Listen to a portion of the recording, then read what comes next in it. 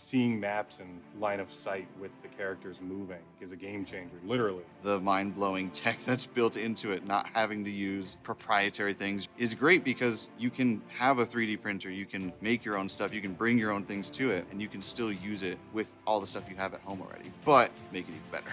I've literally tried something with this with just like a TV flat with my computer plugged in, and it was just like such a hassle hiding the map. You just look at this and it's there. It's very awesome. Welcome to Dwarven Forge. This is everything you need to know about our terrain in 60 seconds. Ready? Let's go. We hand sculpt our pieces for maximum detail and artistry, infusing passion into every millimeter of our work.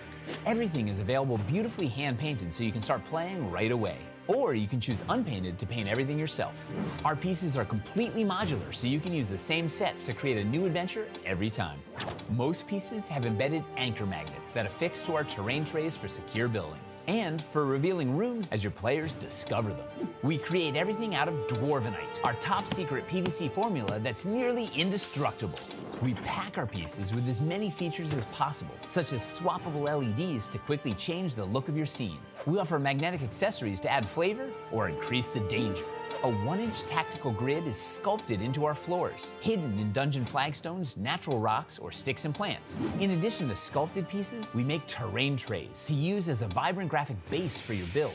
We offer a range of environments, including dungeons, caverns, cities, castles, sewers, forests, mountains, streets, burrows, ice, and hellscape. And that's just the beginning. We have a passionate fan base who can tell you all about it. And that's everything you need to know about Dwarven Forge in 60 seconds.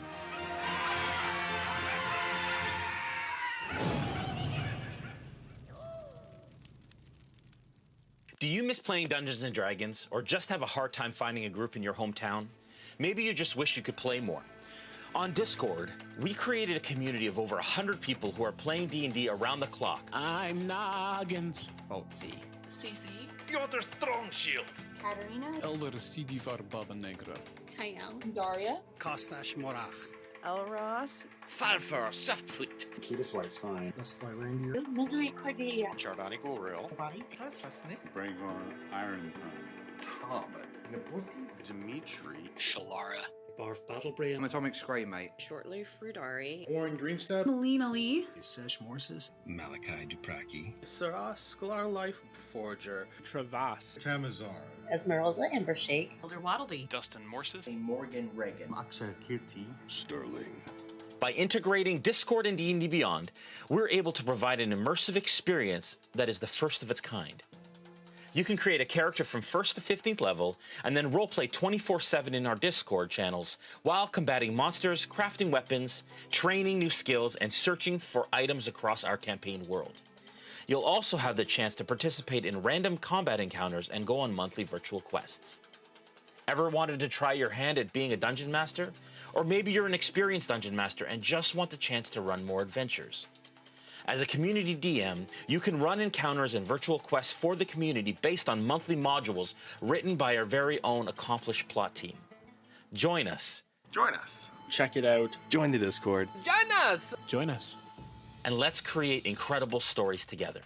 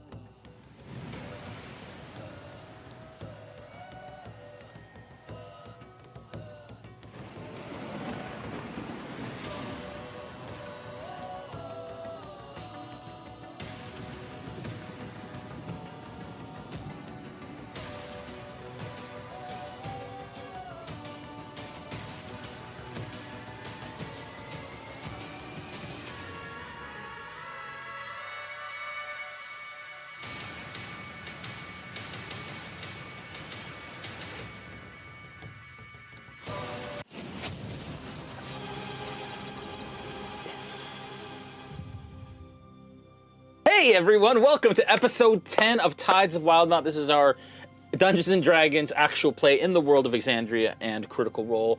Want to thank you for tuning in. We're going to go through some quick announcements, and actually announcements are quick because March has been busy. And so we're through a lot of the things that we were announcing, but we still have some things coming up. First of all, of course, want to thank Dungeons & Dragons for creating this incredible game that we play each and every week. We want to thank our first main title sponsor, Hero Forge. Hero Forge has this amazing online tool for creating miniatures and avatars for your characters. You can either get them shipped to you full color printed or kind of blank so that you can paint them yourself, or you can get STL so you can print them even yourself at home. So check them out at heroforge.com. Also want to thank our other main title sponsor, Game Board. They have an incredible technology. It's a 16 by 16 gameplay surface where you can play board games using your phone as your. I've even seen like you can have like your hand on your phone and you're playing board games around the table with like private. It's really, really super cool. You can also use it for your VTTs for Dungeons & Dragons and other tabletop games. So check them out at lastgameboard.com. We will have ours at some point, maybe for Into the Mist, but we're hoping that we get them very, very soon. They're great people over there. Very excited about Satine's Quest coming up in May, and lots of other really fun things coming up. We will absolutely keep you posted on exactly what those things are and when that will be happening. If you're interested in checking out our Discord, you can do that. We have an amazing server of over 900 people where you can chat about RPGs and TTRPGs and share things, look for people to play other games with, if you're looking for more people to role play with. And then if you want to dig a little deeper into our community, you can go to patreon.com/RealmSmith and have the opportunity to role play as a member of the kind of background cast / characters within our stream world. For example, we have a number of different tiers, and wherever you join in that tier, you get a character of that level with magical items, and then the ability also to, even at the higher tiers, go on virtual quests who are run by myself or Omega, which is super awesome. And then, of course, community DMs have an awesome opportunity to also run games for the players in the Discord. Really amazing opportunity. Again, patreon.com/RealmSmith to join that. We've had really big growth and are very, very excited about the future of the Discord. Lots of really hard work being done, and we're super pumped about the future of all of that. If you want to help to support our channel in other ways, buying merch is a great way to do that. You can check us out. There are links in the chat and below the videos. Of course, we have merch for both campaigns, and Champions of the Realm stuff is actually still available at mithrollarmory.com as well, which you can check out. That is it for announcements tonight, folks. Except for a thank you to our Smithgardians and our Realm Watchers, who not only manage our community, but also create all of the content. Hillary, who has been on our sessions lately, and Omega are both Smithgardians. And even Julian has helped a lot with the Smithgardians in the background and the Discord community. So super thankful to all of them, and lots of love and shout outs to them. If you like what you see tonight, consider subscribing and sharing. Hit that bell icon so that we can let you know when we go live, and make sure also to follow us on Twitch, because we're also on Twitch as well. Without further ado, let us venture into the wild.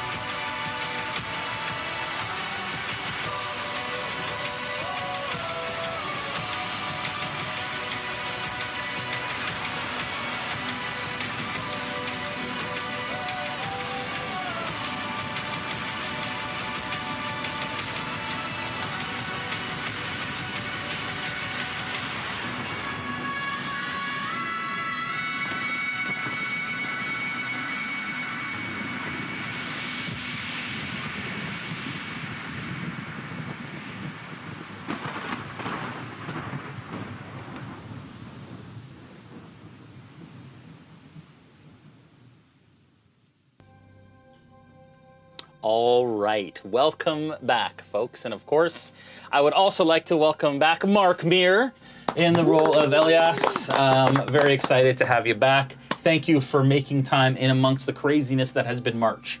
As we kind of move into April, which is a lot less crazy, actually. Really, really super excited to have everyone watching. Last we left you all, you were in the depths of the Horethus mines. You had decided to venture down there to help Tefra, who is one of the Cerberus Assembly members, somebody who has been tasked with representing the Assembly in the Horethus Enclave. And she had some things that you needed to look at and kind of figure out, and she thought that maybe Bolt's expertise would help. While you were in a laboratory / workshop of ancient Dwarven heritage, you were attacked by creatures you had never seen before, seemingly insect-like, telepathic in nature. You were able to dispatch them, and upon doing that, or after doing that, Bolt was able to kind of discern some more information about this contraption that had been discombobulated and still hadn't been assembled yet. You all began to head up to the surface. It has not been long, maybe just over an hour that you have been down here. We'll say it's been 2 hours since you left the offices in the morning, as you are traveling back up the mine shaft in the cage. As you do, the familiar sort of sides of the cavern exist. You see the different levels and the staging areas, which have that shimmering sort of evocated protection wall that exists, or barrier that exists at all the different levels. And as you kind of come up, the sun begins to beat down on your face, and you start to breathe in that fresh air after having been in the dank darkness for a little while now. As you come up, the crane wheels around that cage and drops it onto the platform that exists. At which point, Lady Tefra unlatches it, and you are all free to move out into the Enclave. At this point, you do notice a familiar individual standing just to the side of the cage as it comes to rest, and that is Elias, who you have not seen since yesterday, when he had left to go further explore, investigate, whatever his like do. What do you all do? Elias, good to see you. Could have used you just a little bit ago, but it's lovely to have you back. Could I just borrow you for a moment? And I'm just gonna like kind of hurriedly walk over and like kind of put my arm around you and like almost see if I can get you to turn and walk with me. What's your strength score? Not much. Well, my now. Strength score is 10. Yeah. Let's see. Elias is considerably. As you do that, it's like he does not budge even slightly, and he turns his head to look at you. I see, Gregory. You'll turn somewhat worse for wear. Yes. You could say that, yeah. It's been a bit of a debacle, you could say. And as you look across the group, there is blue smattered, almost like sparkly ichor that has covered many of them. Many of them bruised, battered, Bolt especially, Sierra especially, and they look like they have not had a good day. I apologize that my own concerns kept me from your side, but I had matters to attend to. No, not. I just would appreciate a word if you don't mind. Before you move, and I like kind of stare at Gregory for a second, just kind of confused, at least appearing confused, and I just look back to Elias. We were to meet you at the river. What has you within the enclave? As I say, matters that I needed to look into kept me from your side. I do apologize, but I am here now. Where is it you are It trying is- to tug me to, Gregory? Where is... He was just sort of like gesturing to like just go for a quick walk, step away and have a conversation type of thing. What is it that you can say to Elias that you can't say in front of us? I myself am somewhat curious about that. Are you not old friends? I would. It's not so much around this. My companions here. It's more so. And he just points to Tefra. I think I hear somebody calling my name over there. I'll be back. And who is this person? Who was that? The one who is walking away? Not someone you need to be friends with. Let's just say that. He's been friendly with us so far. Sure. Yes. And Tefra, can you give Elias a description, please, of what he sees, of who he sees? Yes. A humanish looking person with pointy ears and purple hair, purple eyes, wearing very fine blue robes with like gold trim, like very clearly noble born. Just kind of has a little bit of a nervous, excited energy, and tends to kind of like zone out every once in a while and start kind of getting lost in her thoughts. But she sensed the hesitation from Gregory and has moved away. Question, you said pointed ears, but she's not elven. She doesn't appear to be elven. Maybe No. half elven? Okay. Maybe. Interesting. Well, she seems to have absented herself, so I think you may speak freely, Gregory. What is it you wish? I would appreciate if you would accompany me to go see this mayor or lord of this enclave. I think perhaps they don't want us contacting him because they've made it very difficult to get a hold of him, and they're bringing us down to this mine where we all almost died.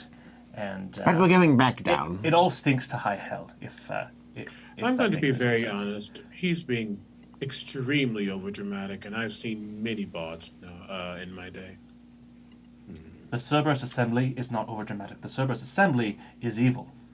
The Cerberus Assembly is a vital part of the Empire, whether you like it or not. They've been here much longer than you have, and the more you speak out so bluntly against the Cerberus Assembly, they will have no reason not to just obliterate you. And I don't say that with a joking tone. And I'd it say is that for that very reason bluntly. I don't want to help them. Why would I want to help anybody who would just murder me because I don't want to help them? There's a difference between helping someone and then just being completely asinine each time they speak or exist. You've been nothing but rude to her, and I don't say that you need to be kind to her, but the just blatant, I don't like the Cerberus Assembly, woe is me thing that you're doing is quite scary, if I'm being honest. They may be self-serving, sure, but we don't have any proof that they're evil. Well, don't get it twisted. The Cerberus Assembly are the law behind the law. That's very clear. But you being so upfront and blunt about that does not help you in the slightest. And I can't do anything if this Lady Tefra decides to act against that, saying your words are unlawful. They can throw you in jail or worse. And if that's the fate you take, then that's the fate you take. But I need you to understand that. Zinrek does have a point, Gregory. What is it you wished me to do? To accompany you and perhaps intimidate this mayor into No, a cooperation? Not at all. Not at all. I think you have you strike me as someone who has good insight into certain things. So I think I would just appreciate your eyes on a conversation with this Lord Storm person to see if perhaps things are being influenced unwillingly here by the Cerberus Assembly.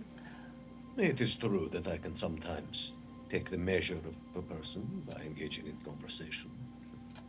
I suppose I could accompany you, but your companions seem to disagree with your tactics. To be quite honest, they don't have to join me or not. This is a conversation I'm going to seek out regardless of whether or not they accompany me. I think there's something Well, else if you're going on going here. to be a part of this group, I would assume you'd be interested in their words and how they feel about your actions, as it directly influences the way they can get around this space. They already have enemies in the Clovis Concord and the Menagerie Coast, and you want to create an even worse enemy so openly. I just find I that didn't baffling. want to engage here at all. As soon as I found out there was Cerberus Assembly, I said we should just leave and not But it engage was very at all. clear that they knew we were here to begin with. As this conversation's going on, you could tell one of the guards who was kind of patrolling the inside of the mines. And just so, Elias, because Mark, you haven't necessarily been in the enclave yet. When you came in, if I can get the map of the enclave, Savannah, that'd be amazing. Basically, there is a pit in the middle of the enclave, and there is a palisade that guards that. And there's quite the inner workings here. There are 2 guard towers. 2 guards are looking in, 2 guards are looking out, and there are 2 guards who are patrolling this area. And there are piles of rubble and platinum and other things that are being brought up from this mine, as well as 2 cranes that basically hoist 2 cages up and down. And when you came in from the river side, so west, and you came along that road and then into the area. You asked where the party may have gone, and you were told that they had gone down the pit or into the mine earlier that day, and you had been waiting maybe about half an hour since you had arrived. Okay, so we're within the central palisade. You're within the central palisade. And so at this point, as you're within the central palisade, there are guards that surround the area and walk around the area, and they're starting to kind of take note of the unhushed conversation that is currently occurring. Thanks, Savannah. That's good. Have you been assigned quarters? Do you have a place to stay? Perhaps public is not the best place for such discussions. Yes, we do. There is an inn nearby. Yes, with the rooms that they have kindly provided for us, so who knows if they are even just listening to those conversations too, as the Cerberus Assemblies like to do. An inn, yes. I would wash the dust of the road from me, perhaps obtain some refreshment. This discussion can continue there as easily as here, yes? All I will say, and my focus stays on Gregory as I speak, and there's like a glint in my eye, not that I'm not doing anything magically, but just a shift, a slight shift. And he says, "You can do as you please. I can't stop you, just like the wind, it cannot be tamed. But if your words put this group in danger, I will have no qualms in stopping you to make sure that we get out safely." I assure you, it is not going to be me that's putting us in danger, but the Cerberus Assembly. And I just turn on my heel and walk away. We'll see. He has rather strong opinions, your friend, Gregory, yes? Opinions are fine. I cannot stop someone from feeling the way they do. I have no love for the Assembly myself. And I say that hushly. But you don't go around saying how bad something is to the very person who has a direct tie to the thing you don't like. That's just not how you get around in this world. And if you have the privilege to think so, then that's fine. We can't afford at this point to burn any bridges. Zenrexira, this seems to me a wise policy. But let us discuss further at the end, yes? Yes. Yes, I think it's lunchtime, actually, isn't it?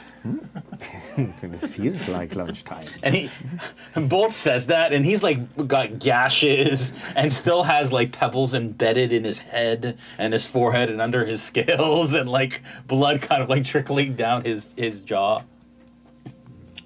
What was it you faced in the mines? Well, have you ever been bitten by a mosquito? Interesting. They were mosquitoes the size of people. So, yes. It was something strange. We, Also that worm thing. yes. I forgot about the worm thing. The size of people, not a sturge then, but something else. No, Not a it seemed sturge. to be something that could influence. I look at snow, it seems, and then it also had the worst breath. Made it really hard to just focus. The sound it made was very compelling. Yes, The most formidable foe, then. It's almost hypnotic. Leave him in a trance. Snow handled it quite well, actually. We did a little bit of damage, each of us, but Snow and it's and there, my apologies, not an it. Why would I say that? And Yanil kind of looks up in the air as if some flying creature just. And the turtle, Yanil, turned into an eagle. Question for the DM. Yeah. Are there party members absent that were here the last time that I saw them? No. Yanil is the only. Oh, who? Oh, well, technically, we left Gaziel. Yeah, but you were part of that. So no. Okay. Yeah, Yanil is the only other one. One of you's dead. Okay. No. Yanil is the only one other than who is here represented that is with you, and Yanil is the turtle. Yeah. Elias looks at the group and says, "Well, you stand here before me, so I assume you are victorious." Yes, but I'm very weak. I can't speak for everyone else. And covered in things that I don't even know what they come from, so I'm going to continue walking to the inn and clean up. Yes, rest and recuperation, I think, for all of us. Yeah, and Tefra would have kind of watched Gregory walk off and been like, and come back and join the party. When you rejoin the party, Elias nods to you and just sort of puts his hand on his chest and says, Elias de Corfo. Lady Tefra, my pleasure. And as you all kind of clear the palisade, you do see that Gregory has kind of gone his own way. You've lost track of the direction in which he has traveled.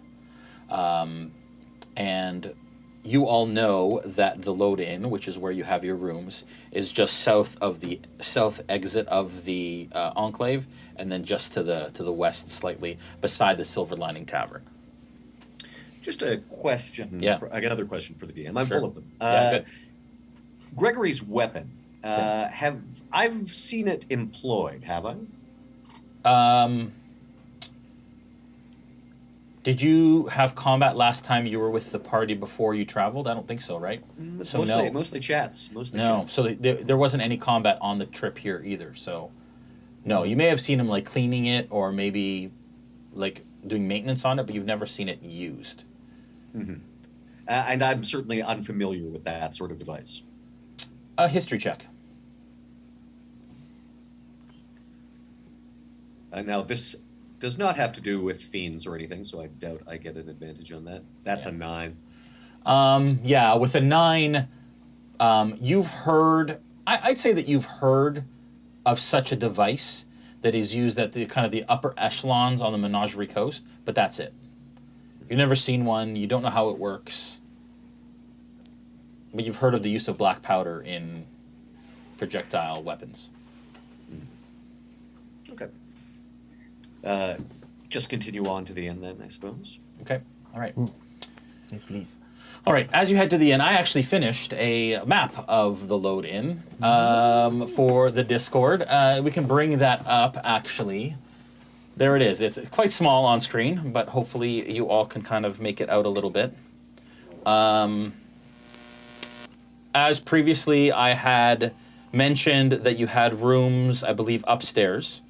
And so if you look at the second floor, at the top of the map there, there's one 2-person room kind of lower left, and then there's 2 2-person rooms to the lower right on the other side, on the opposite side. And so you took 3 rooms or 2 rooms? I think it was 3 rooms, and then I got my I own remember separate one. sharing a room with Yanil. Yeah, I think it's 4, because we were gonna do. I think you did 3 3 doubles and then 3, and then you got a single. Yeah. Right. Yeah, so I think we had an extra bed. Yes, we got 3 doubles, but Bolt and Snow together, Yanil and Sierra together, and then Zin You're on was your by own. himself.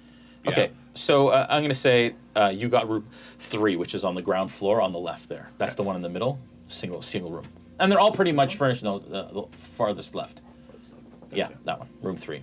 And then I'd say, Zin, you're in room 9 to the bottom left. And I then, can't tell. I know, you can't. It's the furthest down to the left on the top floor. And then Gotcha. you two, I'd say Bolt and Snow are in room 14. And Yanil and Sierra are in room 11. which are the bottom rooms on there. Anyways, so those are the rooms that you have. You walk into the main floor of the inn, to the foyer, and as usual, there is a counter across the kind of the back end of it. There's an opening on the left, and through that opening, you can see like the remnants of hay on the ground. I think we're good with the map. Thanks, Savannah. Remnants of hay on the ground and some bedrolls. You imagine that's like the communal sleeping area. And then to the left is a little bit of a seating area, and then to right there's a little table with some fresh bread and some fruit, kind of laid out with some pitchers of water. And I'll look over at Elias and I'll say, if you do not wish to spend any funds, I do have a second bed that I am not using. You can feel free to room with me if you wish to. I do not mind. I appreciate the offer. I thank you. The most pressing concern for me is to secure a bath. Do they have such facilities? I would hope so, because I would like to use it myself. There is a communal common bath chamber on the second floor, which people just share in shifts. We get in naked together. And I assume, yeah, so Elias walks up to, whoever is working there, and he just wants to get some, I assume we have to pay extra for hot water and that sort of thing. So No, that's included in the rental of the room. Oh, great. Yeah. Oh, wow. Pay extra for hot water. What a fine facility. Yeah. Well, some place, some inns. Some inns. What is this? The Hilton? Yeah. So yeah, Elias basically that's the first thing he does is he sort of slings his equipment in the room, goes has a bath. Same. Okay. Yes. Yeah. All right. So you're all going to take. Do you guys all want to take the equivalent of a short rest at least at this point? Yeah. Yeah. Sure. Yeah. Okay. So let's say that you short rest until like noon, around lunchtime, when you start to get a little hungry. So when you guys get back to the inn, Gregory's just sitting in the main area, disassembling his pepper box and sort of just examining it and cleaning it and making sure that it's operational. And once Lady Tefra realized that you guys were going to rest, she went back to her office for a little while. Okay. But probably would have come back. Do I have rewards with me, Jason? Yes, you would.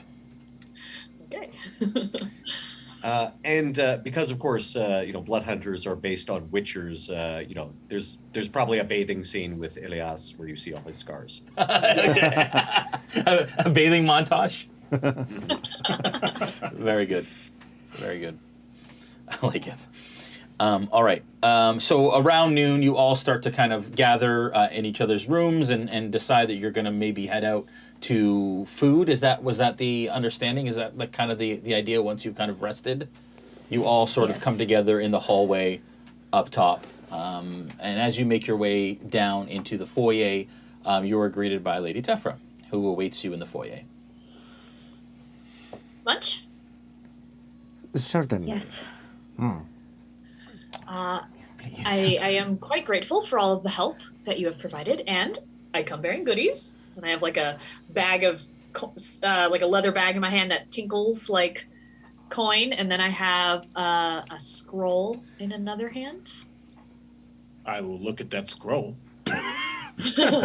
When I heard goodies, I thought Those you had don't sound cookies. like cookies. What is? Exactly. So, not cookies? Shall we discuss over lunch? Found a table somewhere then. Yeah. It's fun. I believe that one over there is free. How? It's quiet, okay? Those ones are loud. That one's quiet. And it's funny because actually in the inn there are no tables. The silver lining is where people eat. There actually isn't a common room. So Snow's a little disheveled. We can head to the silver lining. Yeah. I mean, it's right next door. Yeah. So that's where I am sitting down, not at the inn. Yeah. Because there's no. Oh, okay. So you meet them when they walk into the silver lining. Yeah. So So not in the inn. When they walk into the silver lining, that's where I'm just sitting at a table. Fair enough. Cleaning my gun. Okay. All right. And just for your sake, Mark, around the side of the mines, a short distance from the Lode, which is the Lode Inn, is another clean building made of solid beams and red timbers. A large sign hangs from the front, showing a stormy cloud with silver rain falling from it. Sounds of laughter and loud conversation can be heard from within. Upon all of you entering, the smell of fine ale lingers in the air. Standing by the stair up to the entrance is a large stone golem, humanoid-shaped golem, who stands to the side. And as you guys gonna walk, it kind of watches you all pass. No, that's it. As you enter, it's kind of midday, lunchtime. You all have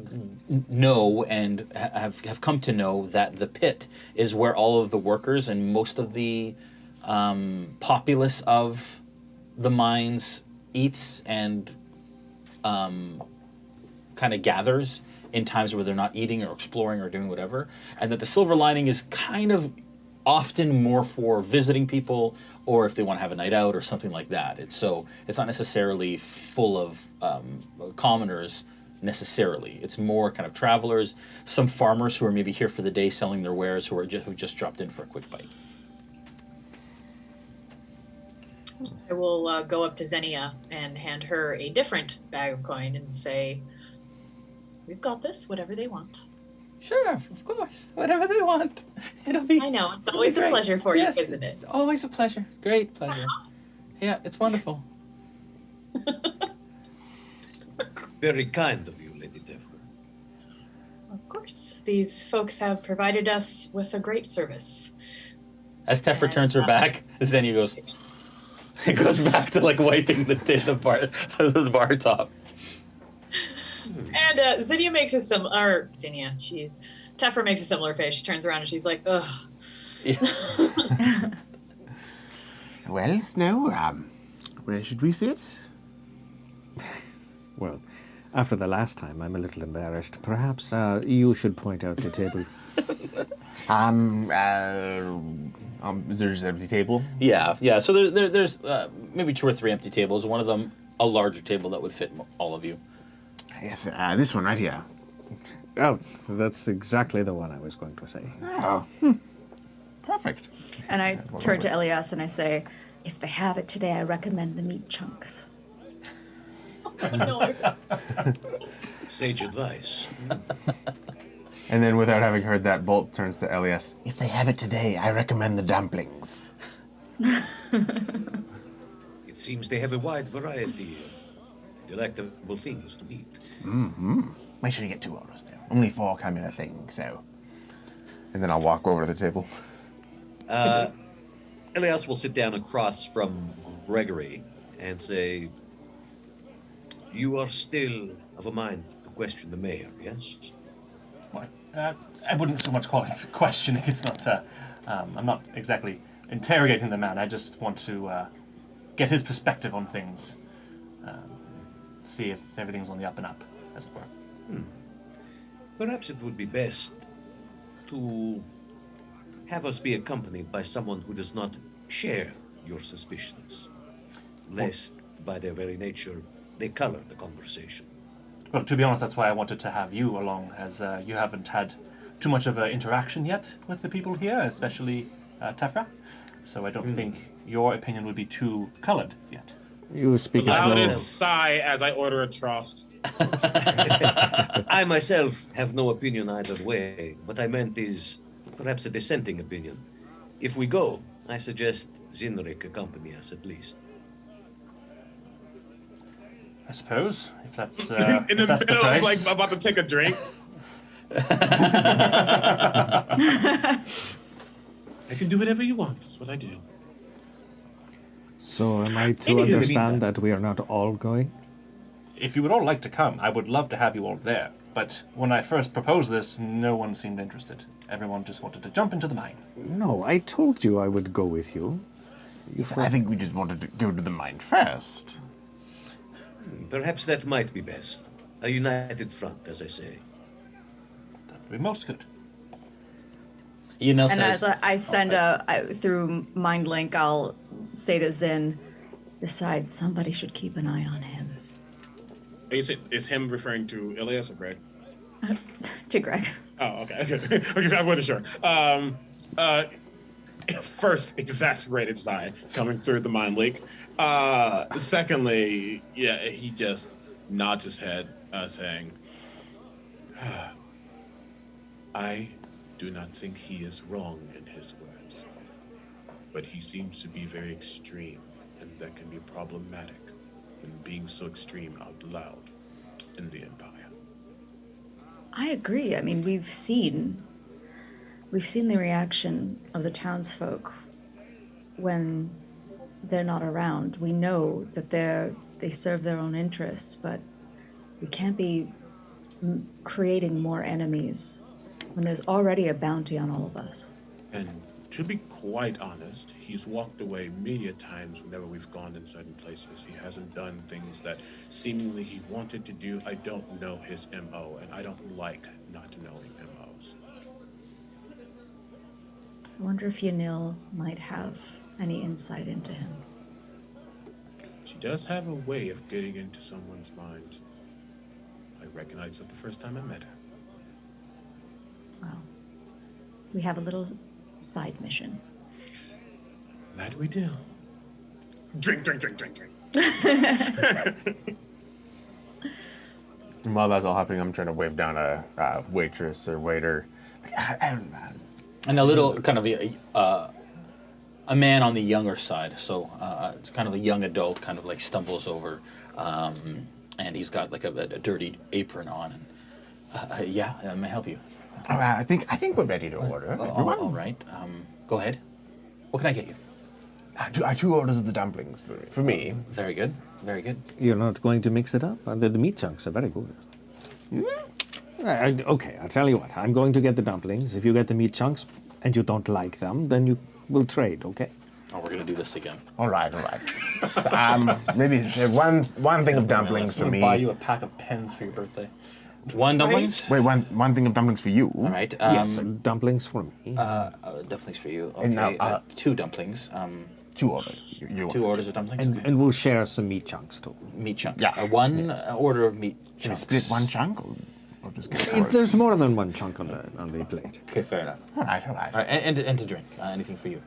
I think just water to start. All right. Okay. Water. I've had a tough morning, perhaps maybe a little bit of frost. And by a little bit, I mean at least 3. 3 trusts. Yes. Oh, do you remember what happened the last time we had 3? Oh, I remember what happened, and I'm hoping it happens Because I again. don't remember. Well, it's too bad. Maybe this time you will. Now, do you prefer me just bring a gallon of trust for the table? Yes. Sure. Okay. Chunks for me too, please. Very bloody. 1 gallon. Just like barely cooked. Oh, okay. Very well. 1 gallon of trust. That's 2 chunks of meat. Yourself? I'll have just neat of your strongest alcohol. All right. And I'm okay for food. Thank you. All right. Would you like some wine or harder? ale? Do you have anything further? Sort of pretty much just wine and ale. It's hard to get anything else. We have moonshine of some kind? Radler. I may have something in the back. I can't. It doesn't have to assure taste good. you. It just All needs to right. hurt. Well, okay. 1. Got it. 1 alcohol. Very well. You got it. The stronger, the better. Fair enough. Okay. He looks over at you, Zin. Are you all right with that, Trust? Oh, I'm gonna want more, so the gallon will be fine. And food after a hard day's work. You have been talking about these chunks this entire time, and I'm feeling chunky myself. So I would like to chunk me up, please. Okay, 3. Did you want food? I'm fine, thanks. Fine for food. Okay, all right. For you, Sarah. For you, and she looks at you, Sarah. He looks at you, Sarah. Oh, I stated right, chunks, please, rare. Chunks, very rare. Bloody, right. Looks at you, Elias. Meat. Meat. Dumplings. Dumplings. All right, fair enough. That is 3 orders of dumpling. Anything to drink for you? Will you share of the trust? Yes, you said to trust. Very well. Looks at Lady Tefra finally. And for you? Tea, please. And I Lady? take pocket cookies out and start munching on my pocket cookies. You're fine. You don't want anything. Just tea. Tea. Very well. Thank you. Hot tea. All right.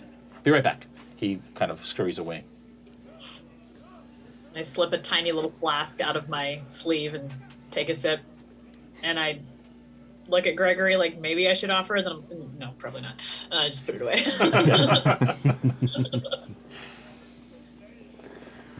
No, we have not talked about what happened down in the mine. How do you all feel? But I'm excited to go back. All things considered. Oddly enough, so am I. Well, just carrying out all of the schematics and designs in my head. I really think I could put it together if I were so inclined. Well, I just want to finish off that worm. I didn't even get a chance to swing at it. Me neither. Well, I did, but it didn't work. Well, maybe next time. Yes, I think these gauntlets need a little tune-up. And I'm just going to get a mage hand with a screwdriver to start tinkering away, trying to fix it. I'm just, a little upset that Timothy didn't get to indulge in his bloodlust. Timothy? My shadow spawn. I call him Timothy. You're a mother to Timothy. That's so cute. He's charming. He's a good boy. In a terrifying way. Yes. Is that what that was? Yes, I fought right next to him. He's very good. It sounded good. Just misunderstood. Lady Tefra, you had, and I gesture to the belongings that you brought with you. Yes, right. Start putting a bunch of things on the table. There are 1, 2, 3, 4, 5. 5 little bags. And I kind of scooch one to each of you, and you can kind of hear the sound of coins clinking. Everybody gets a bag.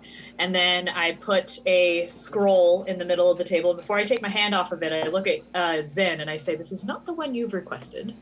I can do that one tomorrow morning. But today, something a little different. Also, a great part of what I offer is less tangible. We offer you a home base. If you wish to return here, there will always be a room for you here.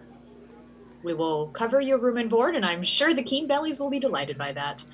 But anytime you wish to return here, you're more than welcome to have a bed and a bath and a pillow and some good food.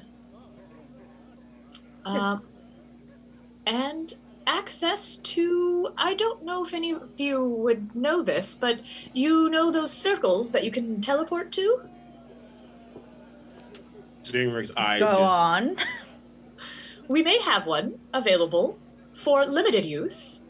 And just to say thank you for the amazing services that you have provided to myself, the Assembly, and the Enclave, we wish to provide you access to that, should you need it. How generous of you. Incredibly generous offer. I look at Sierra, knowing that you're the only other. Boat has mundane magical properties, but not really. And I look at Sierra. I know that is not something I can do immediately, but I know I'll be able to access things like this in the future. Can you do the same? In the future, I don't know. This is all very new to me. I am still a student when it comes to my arcane abilities, and I know that those that have more experience than I are able to access these circles. It's just that I haven't learned anything from a book. And so I can't just skip ahead and see what's lies ahead for me. I don't know. Well, at least one of us will be able to if we need to. Right. Eventually. What do you think, and this is with Mind Link now, what do you think of this offer? With Mind Link, hesitant, but take it. It simply doesn't give anything without you having done something for them or they having interest in you in the future. True. But this does not seem to be the hostile offer. No, I think we should take it. some of us may disagree. And then I guess come out of I come out of Lincoln to say, this is very, very nice. I mean, having a place to stay is always useful if we're traveling. If we need to get back in this area quickly. And the food here is very good. Yes. I just tap the scroll and I say, well, it sounds like you may not be able to cast it yet, but in case of emergencies, this may get you out of a tough spot. She scoots the scroll towards, kind of sensing that you two are the magic users, Zen and Zero. She kind of scoots it between you guys. Can I open it? Yeah, you can open it. I don't know if you can tell what it is, Jay. And I kind of open it in between, like, so that Zin can also have a look as I... Yeah. Yeah, totally. I'm totally looking at it. Okay. Again, we're not casting it, just looking at it. Yeah, just looking at it. Yeah, so I would say that Zin, you would know what it is, and you'd be able to read it, although it is magic that is, I believe, is above your ability to cast. If it's teleportation circle, it's scroll of teleportation. Teleportation, 7th level spell. Oh, it's teleportation, not teleportation circle. There's a totally different spells. Yeah. Yep. Oh, I have the ability to cast it. I would just have to make an Arcana check to do it. Yep. Yeah. Cool. I'm going to leave this in your care as I hand it over to Zen. Yeah, you see the way that Boat gets, hard eyes over like anything like industrial, trying to look at stuff. You see Zen just like, oh yes, just taking it all in. Like, I'm just going to just put that in my pouch. And in the scroll, you do see at the bottom of the scroll, you do see almost like and it's a schematic of the circle that exists here in the enclave. Gotcha. And so you would know how specifically it's like an address that you would know by casting the scroll to come to this specific place. So okay, then one thing out of game, then I'll come back in character.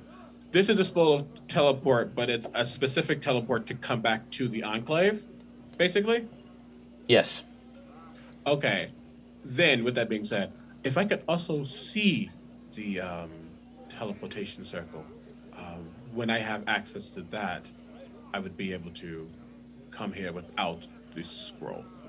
Certainly. I will show it to you. Thank you. Much appreciated. I pop one of my claws and I reach over to one of the bags and just kind of like slowly and subtly, but also very, very obviously drag it over, pop a hand in there and start feeling the edges of the coins to get denominations, get an idea of what might be inside. But just like very shamelessly just going ahead and doing this. Yep. And as you kind of look inside, cursory glance, about 50 gold worth. Okay. Very It's at this point that Elias just sort of, he's not sure this business necessarily involves him. So he's like, which way is the outhouse in this place?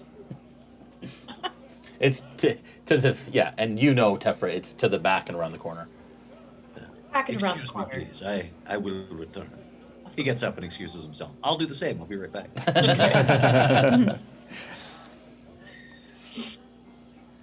To be honest, those creatures that appeared are most worrying. I've never seen anything like that here, and I do not know what their presence means, and it is most concerning. So I give you these things in the hopes that if we should need you, you might come back. There won't be consequences. I understand you guys have other things to do. But should we ever need you again, I hope that maybe we could consider you tenuous allies. I mean, it sounds good to me, and I'll pocket the. I certainly enjoy your generosity, and I feel like more of the same will be met when we do more for you in the future. Assuming we are all in agreement. Yes, should we run into any danger, can we rely on the enclave for protection? I would hope that it could go both ways. I cannot guarantee, just like you cannot guarantee, that we will always be available, but there is at least an option to ask. And if somebody can help, then we will try. And certainly, we have many incredibly talented craftspeople here, and if you would like to spend some time in town and maybe update your weapons or your armor or any of those sorts of things, maybe we can help you. Well, yes, you see, if we were to go back down there, there's a chance that we may get attacked again, and I probably want some stronger armor than this. And I pull a little bit, and it's just like chain link. Yeah. Oh, that's a very good point. Well, yes, he would probably need some as well. I think you and I both are on the same page, yes. Yes, there's, do you have anyone who may be able to craft such, or maybe it's already available, like some sort of harder, firmer armor that we could both take advantage of? And perhaps weapons that do more damage in a more magical sense. That may be something we can provide. It depends on how much time you guys have. But as I said, there are many skilled craftspeople here and many interesting and magical resources to be found in the area. So there is an option. Of course, I cannot speak for the people of Herethus. You would have to go and speak to them yourselves. But I'm sorry, did you say there are magical resources to be found in this area? the mines hold a plethora of magical surprises. I completely heard resources. I'm sorry. Racehorses? Did you say racehorses? Yes, that's what I thought you said as well. Not magical racehorses. Oh, resources. Yes, no, that Resources. makes much more sense. That makes much more sense. Although magical racehorses would be. I mean, let's Intriguing. face it, magical racehorses would be a magical resource. I mean, an industry in itself, you could start a little track on this. Herethus. Certainly making me want to come back even more often. Maybe not gamble so much. Could gamble a little. I am so sorry. I have interrupted your conversation. I have come back. I have made room for the dumplings. I'm good. Excellent. Excellent. We'll order you an extra order. Yes, so maybe if you could just point us in the right direction, we can show us who to talk to about such gear. I might know the section of town that might be able to help you, which would be the Knoll? No. Are you looking for magical Crafters. magical So crafters? either the Yeah, magical crafters would be the summit. Yeah. Or the bluff. there we go. That's what it is. Oh, so Noel is. I was thinking Noel was Master. It's not. Yeah. So not a hyena man. No. A canole, not a canole. I can't stand this. I can't stand this. Yeah, a canole, not a bluff, canole. Yeah, bluff or summit. Yes. Yeah. Bluff or summit. Ward. Well, then, when would you? And then I look at Gregory to say this. When would be the best time to look for this Lordstone? It seems that is something that is necessary for the group cohesion to continue. Get some information about the enclave, if he's even here. We don't know that. It's like looking for a king, the king, and expecting an audience. He might not be that powerful, but he is the Lord of this place. He might not even be here. But if he is, not against attempting to have a conversation, if he'll have the audience. He does have a home just outside of the enclave. He's not often seen in the enclave. He's very busy, of course. I'm sure you understand. Matters of state and whatnot are most demanding, but there is a chance that he's there. Do I know, Jay, if he might be there right now? Yeah, he spends most of his days in his office. Okay.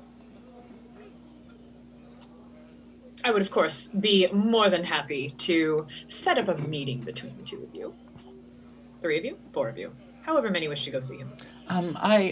Speaks up. I have some interest in understanding more of what happens here. I may be able to answer some of your questions if you would prefer not to go see him. But I would, so that won't be necessary. Right, of course. Yes, and it's nothing against you personally. Just you know, a variety of information sources is always better. And I'm surprised, you know. I suppose curiosity is contagious. I have been away from the greater world at large for some time. I'd like to familiarize myself. That's true. And there are some interesting things happening here. I can sense it. Indeed. Many strange and interesting things. Yes. Well, so would that be today, tomorrow? When could we go see this lord? After lunch? After lunch? Before supper? Before that, I have some questions for Lady Tefra. You offered some information, and I'd like to answer for myself, Gregory. As she looks at you like this goes like back you're to her the grandchild, and she says, what is known of this magical phenomenon that exists in this place? We still have not discovered the source of it, but it seems to affect a person's... Oh boy, this is not easy to explain, to be very honest. It seems to affect the way that time affects an individual. For example, Lord Storm, he was a traveling merchant, and he was traveling through this area, and a strange phenomena seemed to come over him, where he was just a normal traveling merchant, and then all of a sudden he seemed to age some years and gained all sorts of new and interesting abilities that usually are not granted somebody until they've been adventuring for many years. Even items appeared on him. And what of his memories? Did he remember a life that he had not led? Or was he still mentally the man he was before? In many ways, he was still the way. It's almost like trying to remember a dream. Some details stand out more than others, and not all of them make sense, but it is almost as if part of his life happened in the blink of a moment. Bless you. Sorry. Continue. It's the dumplings. They're spicy. I understand. Yes, well, I can get rid of it. They must be almost ready. Yeah, and at that point, the food and the drinks are all kind of gathered out. I would... how much is everybody having? So there's a gallon. That's lots. If you can tell me how many mugs of ale each of you plan to... I have at least partake. Two? Okay. Ilias is not. He's basically using it to wash down his meal, so he probably has one. His meat chunk, got it. Yeah. And the dumplings. Don't forget the dumplings. Yeah, and the dumplings. That's right. That's right. Chunks and dumplings. Can you give me a Gregory? He brings you like a little wooden shot glass. Yep. With some brown material. Can you give me a Constitution save with disadvantage? There are way better ways of describing it. That was the worst. Brown material. It's not even transparent. Con save? With disadvantage. No, it's funky. Okay. You drink this and you have a hard like it burns going down. You have a hard time even swallowing it. It's probably sat on some bottom shelf for the good part of the enclave's existence. And it immediately goes to your head. Perfect. Like you immediately are seeing double. Just. That's some awful stuff. As he walks away, you ask for it, and I'll have another. Okay. All right. You all begin to partake of your drinks and your food. And Nino says, is there any understanding of the source of this phenomenon? We have searched in every level of the mine and so far have not found anything. We have found some strange substances, but even those don't really seem to be connected. It is an incredible mystery that we have not yet been able to solve. Surface thoughts. I am wearing a ring of mind shielding. Okay. Don't you nod your head like that, Gregory. What does a ring of mind shielding prevent? People contacting me mentally. In any way, shape, or form, including telepathic? Would you like me to read it to you? Yes, please. While wearing this ring, you are immune to magic that allows other creatures to read your thoughts, determine whether you are lying, know your alignment, or know your creature type. Creatures can telepathically communicate with you if you allow it. Okay. Would non-magical insight work on that? Yeah, Yeah. it's just magic. Yeah. Like Elias zone would of try. truth and stuff like that, yeah. Yeah. Elias is going to try an insight roll just to see if. I'm also going to tag along with that one. Okay. So that is a 25 on insight. Woof. Whoa. Okay, done. what exactly are you looking for? Just it's a straight up. Is this person being truthful? Is this is there deception involved, or maybe lying by omission? She seems earnest, but you do kind of catch a. She's trying to find the line of like the proper amount to share, and you take it there are some things that she's not sharing. Okay.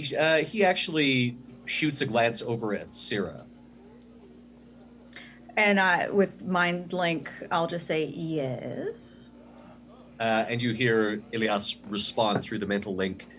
She is choosing her words very carefully indeed. Interesting. I don't sense deception per se. As you see, like, Syrah is searing her meat chunk in her hand to get it completely cooked. Choosing her words. What do you think she is hiding? Hard to say at this point, but as I say, she is walking a very fine line. I don't think she is directly lying to us, but there is something she is concealing, no doubt. Interesting. Something to keep an eye on. Is this how you got your name? So.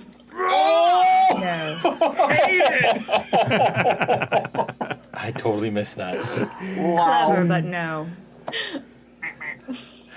I just, the first time I ordered it was overcooked, and this is the way I get it exactly how I like it.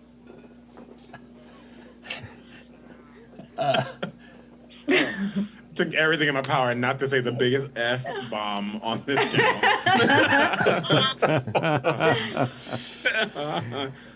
Tefra, you feel a prodding for a telepathic communication. Can I tell who it's from?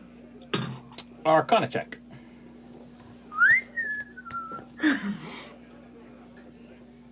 That is an 18. You know. I will allow her to read my surface thoughts. Okay. Surface thoughts are, what are her surface thoughts? Surface thoughts mostly revolve around trying to figure out what is the source of this, what is the cause of it.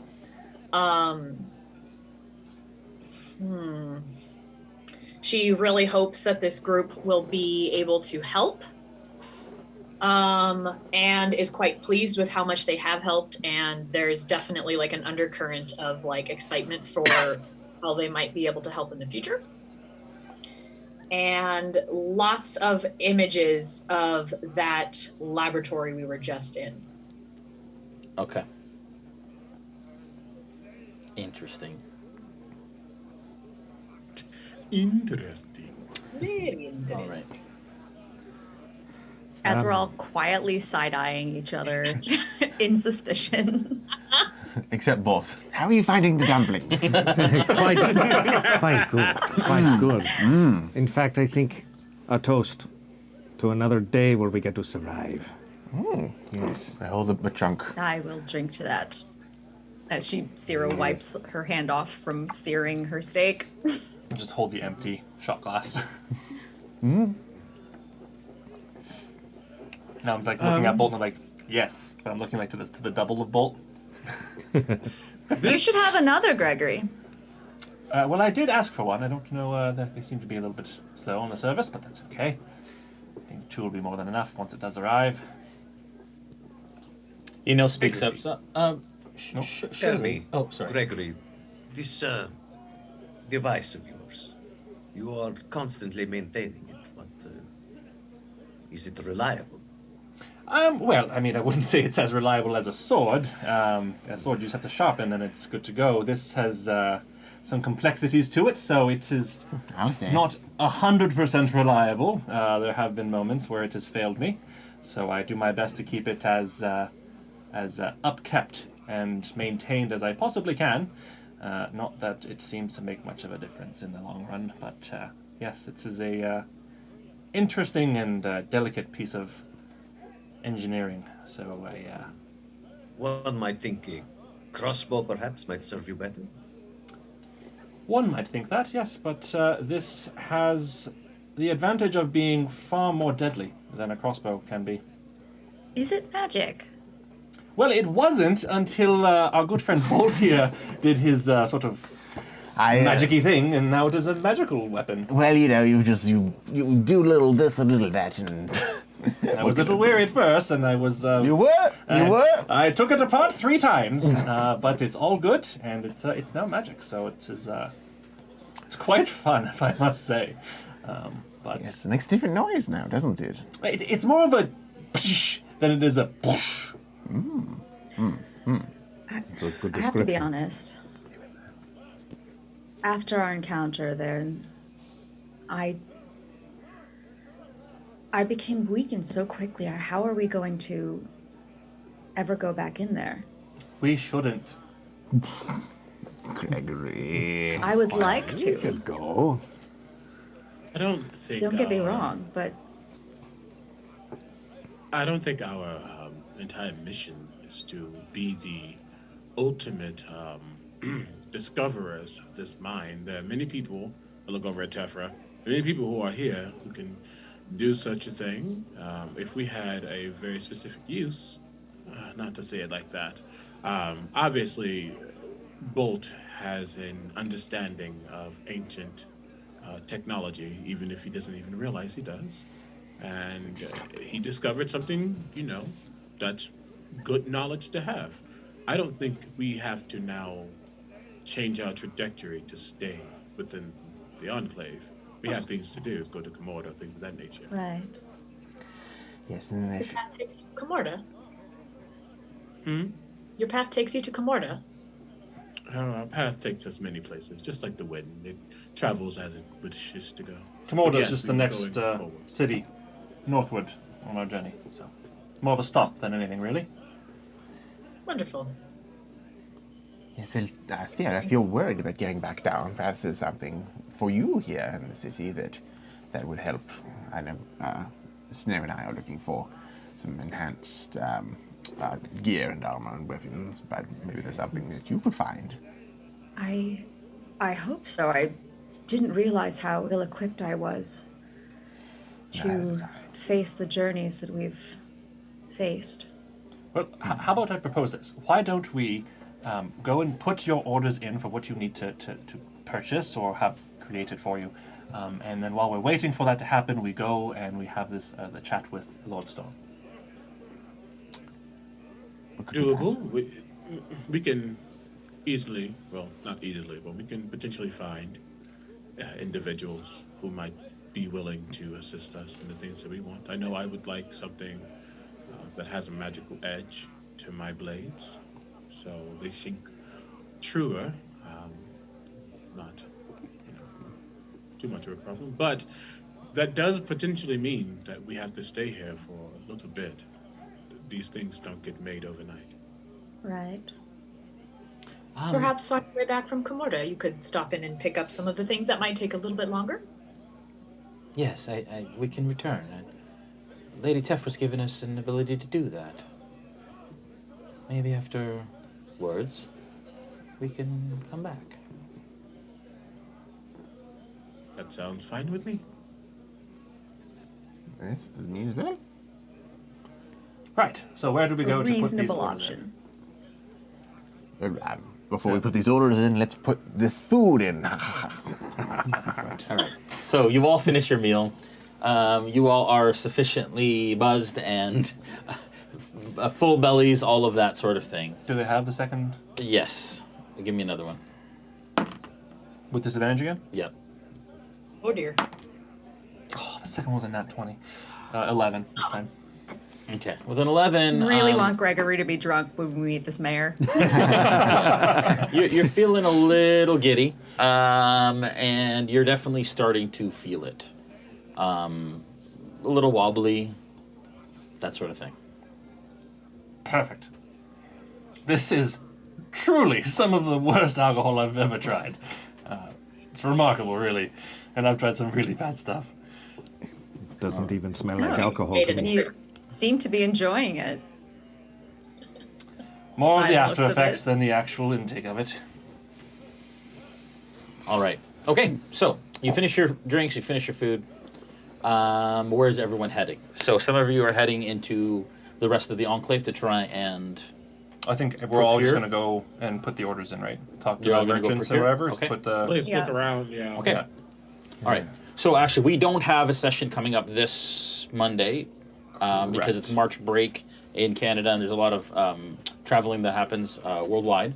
So the cast will be able to come in to the Discord because they're actually in the enclave right now to discuss these sorts of things. And so at some point over the next 2 weeks, any of the cast can feel free to drop in, talk to some of the crafts people in the Discord and see if they can get anything actually crafted for them in game that they can actually then come back and retrieve. And then back in 2 weeks, then we can discuss how that happens. Cool. Yeah. Do you want us to just send you a list of what we want to have created or purchased? No. You guys should jump into the Discord. If anybody wants anything created, either jump into the Discord or send an order with somebody who is jumping into the Discord from the cast to discuss. And you guys can barter and discuss it with it. So this time that you guys are kind of wandering, I'd say probably for the afternoon, sort of wandering the enclave, that'll be, you guys can take it off board onto the Discord with the Discord community and the settlers to discuss. And that's kind of the timey-wiminess of getting all of it done. Cool? Groovy. Sweet. Interesting. That's, I gotta say, that's pretty cool. Very cool. Yeah. That's a very good neat idea. In our Ravenloft campaign, all the cast all have magic items and armor and stuff made by the community, by the Vistani. They So even replaced my Vardo when They- somebody Who shall remain by nameless. accident, who shall remain nameless. I didn't booby trap. Oh, of course. Yeah, I mean, let's face it. There's a lot of realities where Esmeralda's Vardo explodes. Yes, there are a lot of yes, there are many And alternate it timelines. stings each time. I really blew it. I really blew it. We have a How T-shirt dare you. actually made from it. All right. Okay, so you take the better part of the afternoon into kind of just before sort of dinner time, before you all kind of come back together. Where to next? Lord Store. One note. So when we were all getting up initially from the inn or the Silver Linings to depart, I pull my short sword out, and I put the blade of it through sort of the strings of the gold bag that Tefra put down, and I just shove it over towards her on the table. And I sheath my blade. I'm sorry you didn't want that. Because I could look after it for you. So I'll hold the blade there, holding the money, and I'll wait for Tefra to say what to do with it. I just raise my eyebrow and say, don't be such a fool that you allow your prejudices to come between you and some hard-earned coin. What you do not like about me is fine, but it is just coin.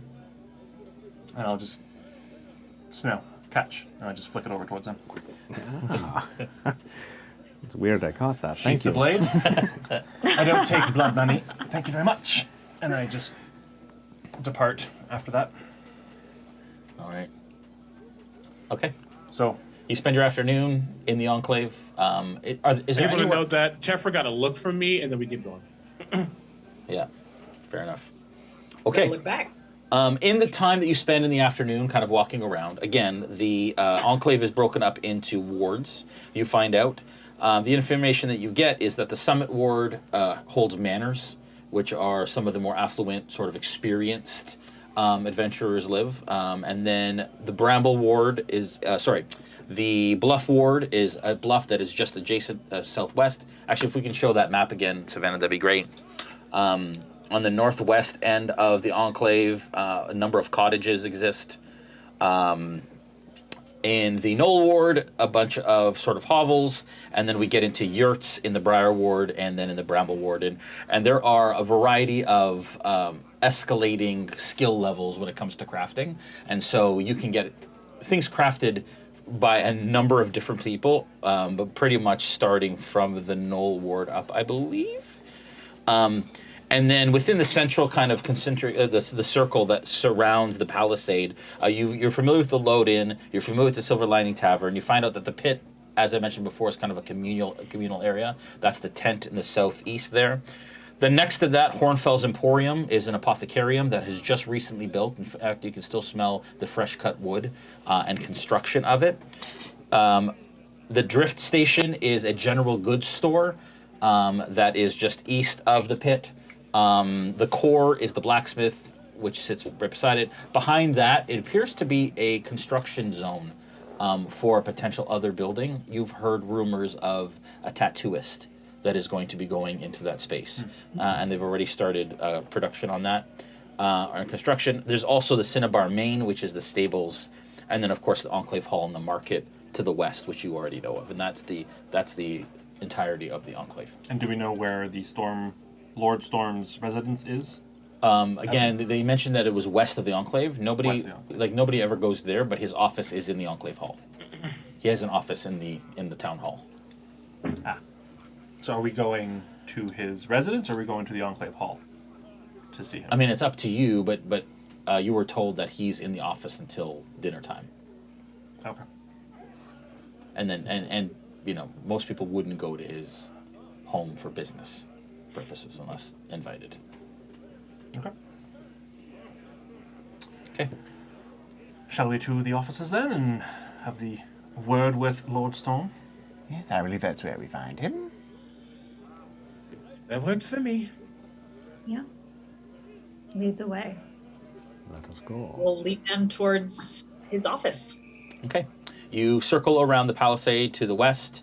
At this point, you can hear that the work around in the mine is starting to slow down for the day. As dinner time nears, you walk through the market, and you can also tell that a lot of the tradespeople that sell fruits and vegetables and herbs and all kinds of things, and even cuts of meat, have started to kind of pack up their things and pack their carts to kind of leave and move out of the enclave. And you walk up to the Enclave Hall, up through the double doors, and again, actually for Mark's sake, I will read the description. A formidable and well-built timber building that serves as the town hall proudly displays the banners of the Dwendalian Empire out front.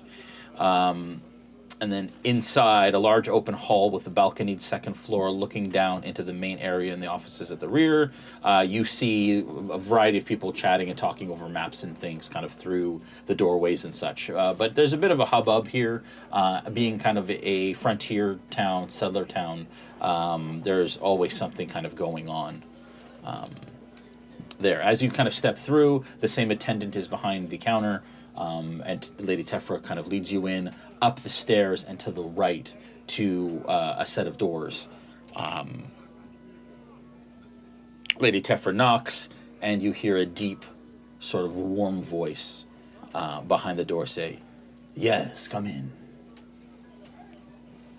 I'll open the door and just kind of give him a curt nod and say, "You have some people that wish to speak with you. In the meantime, I have my own business to attend to. So I will let you guys do your thing."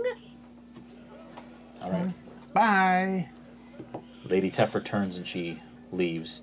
And as you enter this office, it's a larger office, probably about 15 by 15 feet or so, large kind of mahogany desk. And there is an attendant who stands at the edge of the desk. And as you kind of enter, he's got a big thick notebook under his arm, and he's got little spectacles and kind of dirty blonde hair tied back and pulled into a ponytail. And behind the desk, you see something you may not have expected. You see a tabaxi.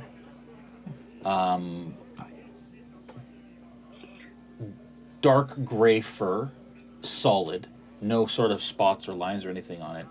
And he's got his legs up on his desk.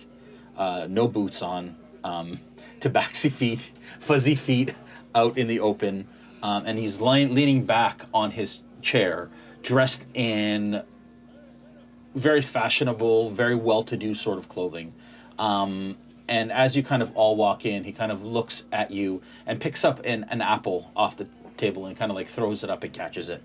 And he says, "Hello, how may I help you?" We were just sort of looking to glean some insight into this lovely community you've built here. I just kind of nudge Gregory forward, like, here you go, you finally made it. Ask your questions. Stumble forward, and that was a little bit rude. All right, then.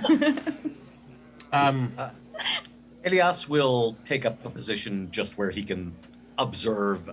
This is what he was asked to do, so he's going to. He'll be insight checking the mayor. Okay.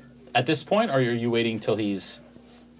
Do you want to go ahead and kind of get a read on him now? I'll wait until he actually answers some questions. Sure. First, just to, and again, generally, just like, is this person being truthful? Yeah. Is there any obfuscation? Yeah.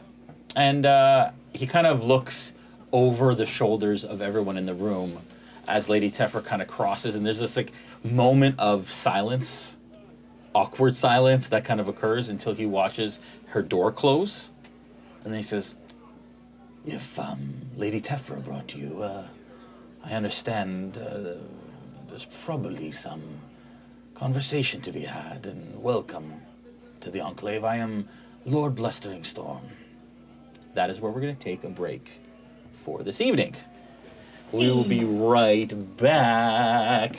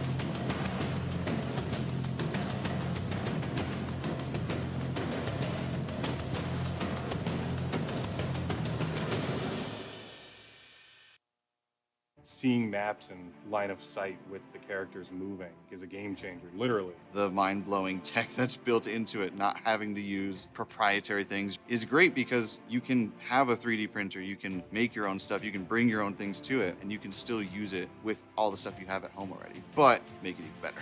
I've literally tried something with this with just like TV flat with my computer plugged in, and it was just like such a hassle hiding the map. You just look at this and it's there. It's very awesome.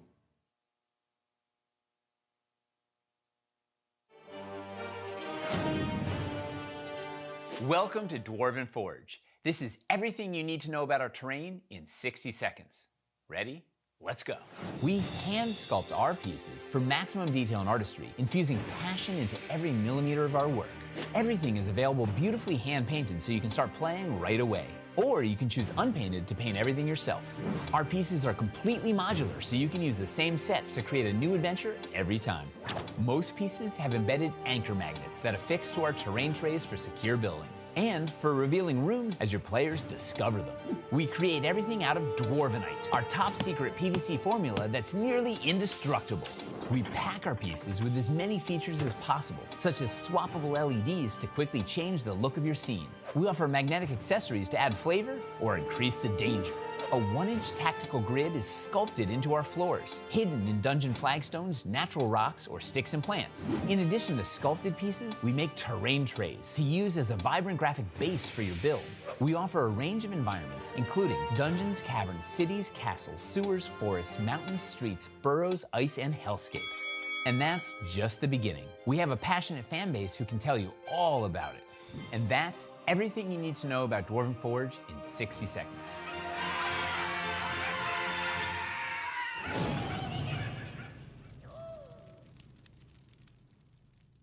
Do you miss playing Dungeons & Dragons, or just have a hard time finding a group in your hometown? Maybe you just wish you could play more. On Discord, we created a community of over 100 people who are playing D&D around the clock. I'm Noggins. Botzi. Cece. Piotr Strong Shield. Katarina. Elder Sidivar Baba Negra. Tayel. Daria. Kostash Morach. Elros. Falfur Softfoot. Ketis White Spine. That's my reindeer. Misery Cordelia. Chardani Gulril. Body. Bragon Iron Pine. Common. Dimitri. Shalara. Barf Battlebrain. I'm Atomic Scry, mate. Shortly Frudari. Warren Greenstep. Melina Lee. Sesh Morses. Malachi Dupraki. Sarah Sklar Life Forger. Travas. Tamazar. Esmeralda Ambershake. Elder Waddleby. Dustin Morses. Morgan Reagan. Maxa Kitty. Sterling. By integrating Discord and D&D Beyond, we're able to provide an immersive experience that is the first of its kind.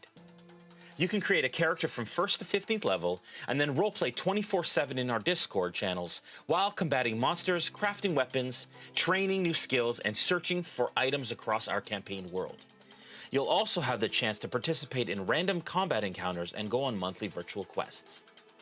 Ever wanted to try your hand at being a dungeon master? Or maybe you're an experienced dungeon master and just want the chance to run more adventures. As a community DM, you can run encounters and virtual quests for the community based on monthly modules written by our very own accomplished plot team. Join us. Join us. Check it out. Join the Discord. Join us! Join us. And let's create incredible stories together.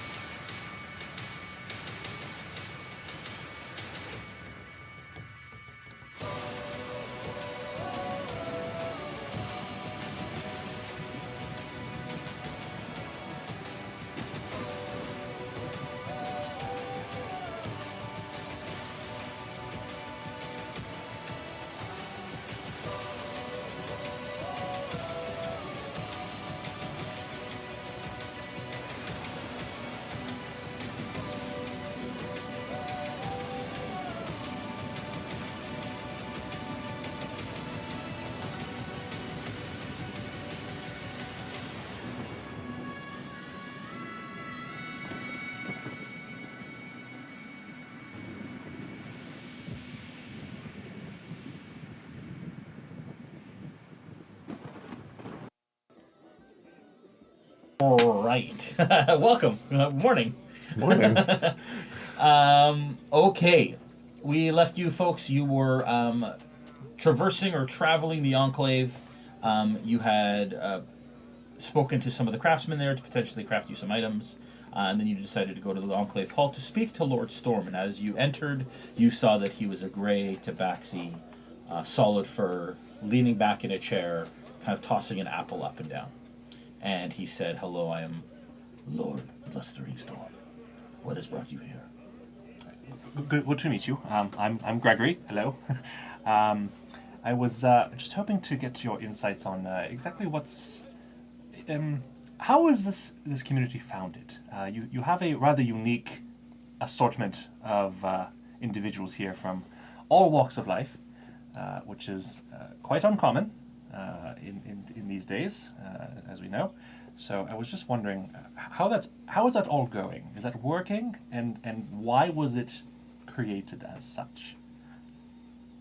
That was a lot of questions. It was. I'm sorry. Let me narrow it down. Let's start with how was it created? How was it founded?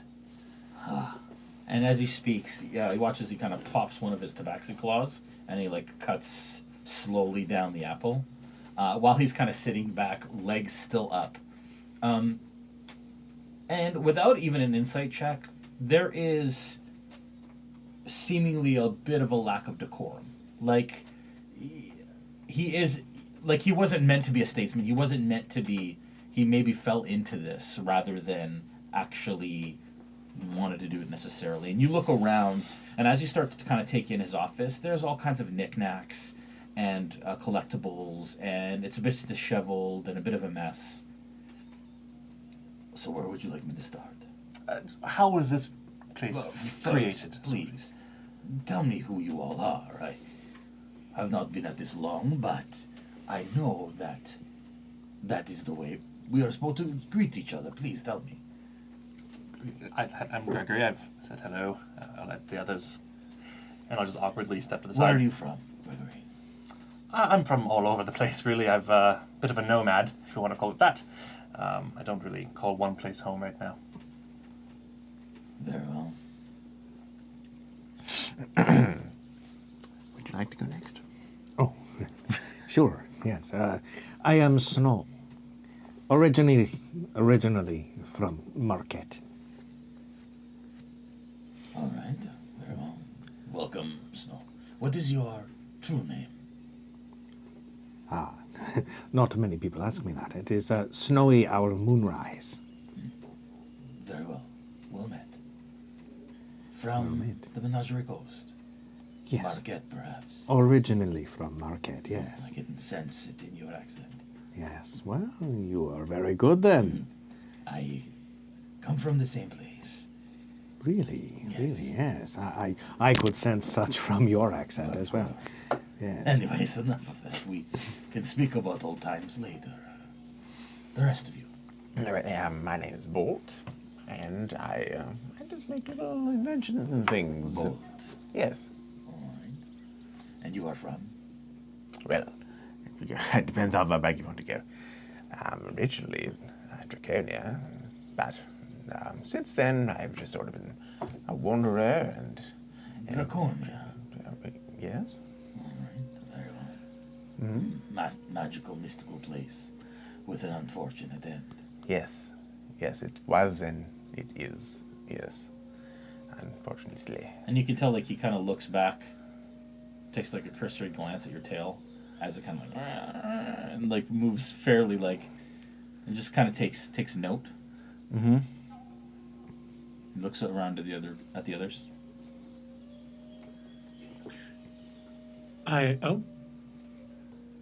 You're... Hi, I'm muted. Hello. Yes. I am Sierra, also from Marquette originally.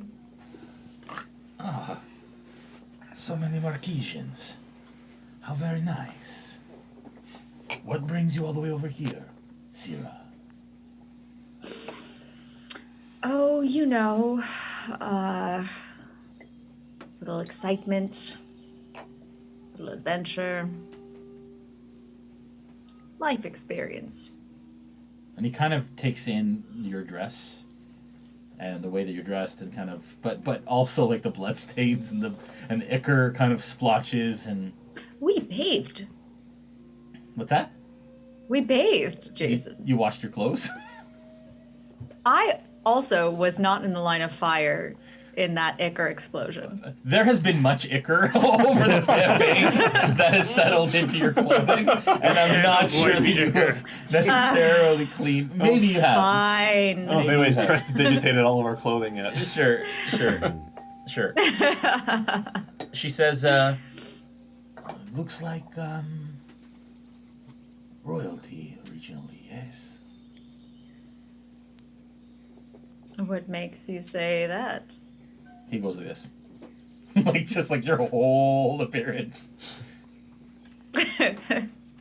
Was it the headdress or the scepter that gave it away? Probably both. Well, you know, life can get a little cooped up. And you can see that Sarah very much does not want to have this conversation. Yeah, and you can tell that he kind of catches that and he moves on. I am Zenric Aldair from the Innerstead of Zadash. Ah, very well. A local. Well, there has to be one in the group. And I am quite local. Very good. Though I have also been wherever I need to be. The ways of a performer. I am familiar with traveling and the need. I would think so. Wouldn't think you'd be cooped up in such a mining establishment for all your life. Unless you have. There's nothing wrong with that. Yes, quite cooped. And I am Elias de Corfo. Like many here, I am Marquesian, and like my friend Zenric, I go where I am needed.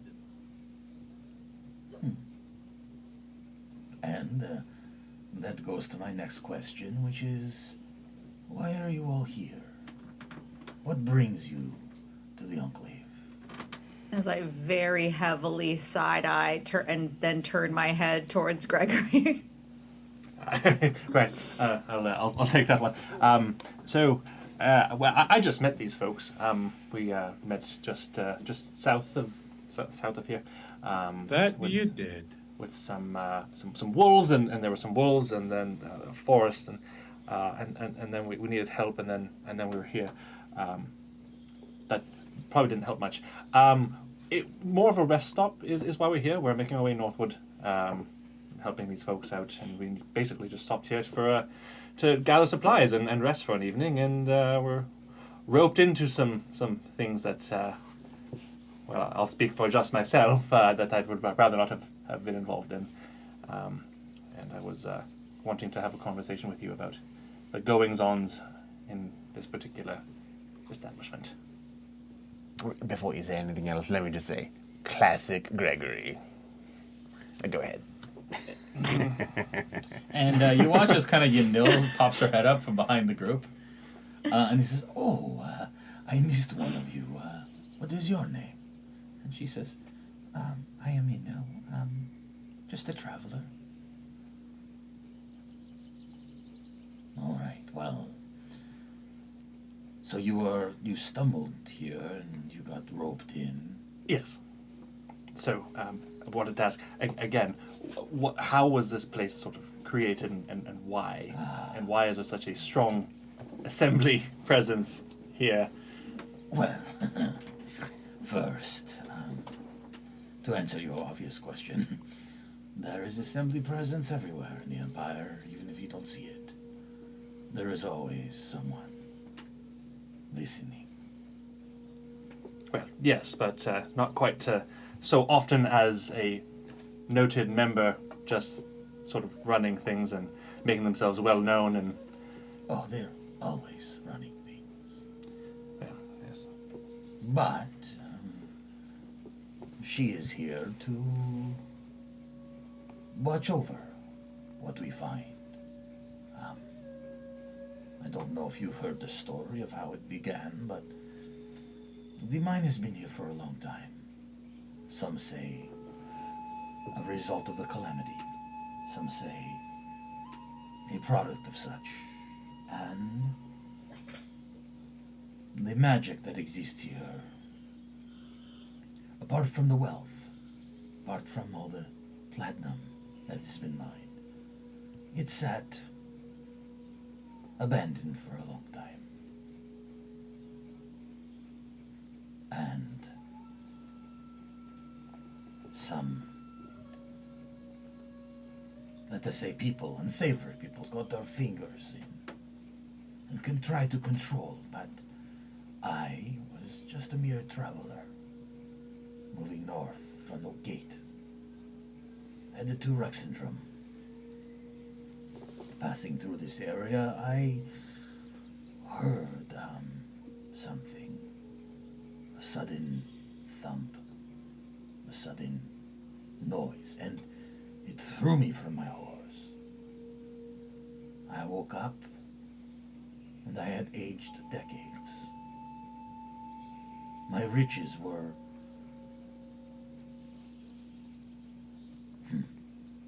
greatly increased. My knowledge, my abilities. I don't have much of a memory of how I got to be who I am, but here I am. Understanding that this area was important and there was much to be learned, I approached the crown and asked to purchase the mine and the area surrounding it. But in true crown form fashion, they wanted to control. So instead, they made me a lord and put me in charge of this enclave, of which I sent out an invitation for like-minded folks, adventurers, to help to explore, to protect whatever might be here. That is how it came to be. That is how I came to be here. There is much to be learned. Interesting. So you say, though your power and wealth increased, you have no memory of the life you might have led that would have made you into the man you are now? I do not. It seems as though I was plucked from the timeline and then placed in again. But with only the memories of your, shall we say, younger self? Yes. And this has happened many times. You're not the only one. No. Is the outcome always that the person ends up better off? No. Just older? No. Some show up younger. Less wealth. Less belongings. Less experience. Is there any consistency to this? Have you found a way to predictably cause it to happen? No. Seemingly random. Seemingly from the earth itself. Deep in the earth. Which is why we think the mine is the potential source. So we search it. So the whole point of this mine, then, is to discover the source of this time effect? That is my approach. That is my reason. Others might have other reasons. But the mine you said was here before you stumbled your way across the power you have now, right? Yes, many, many centuries. Millennia. So it would seem that there is something down there, and many purposes have ended here. Ended meaning this being a destination. And there is something to learn in many different ways from this place. Would you say that your goals, if it is to discover the source of this magic, are they aligned with this Tefra individual, or are hers tangential or completely separate from yours?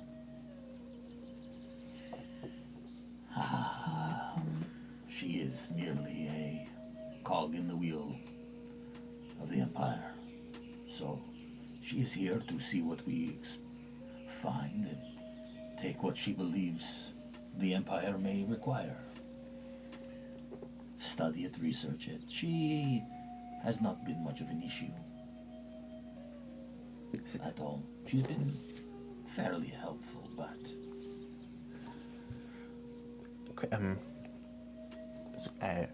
Question, when this passage of time struck you, where were you exactly? How did it happen?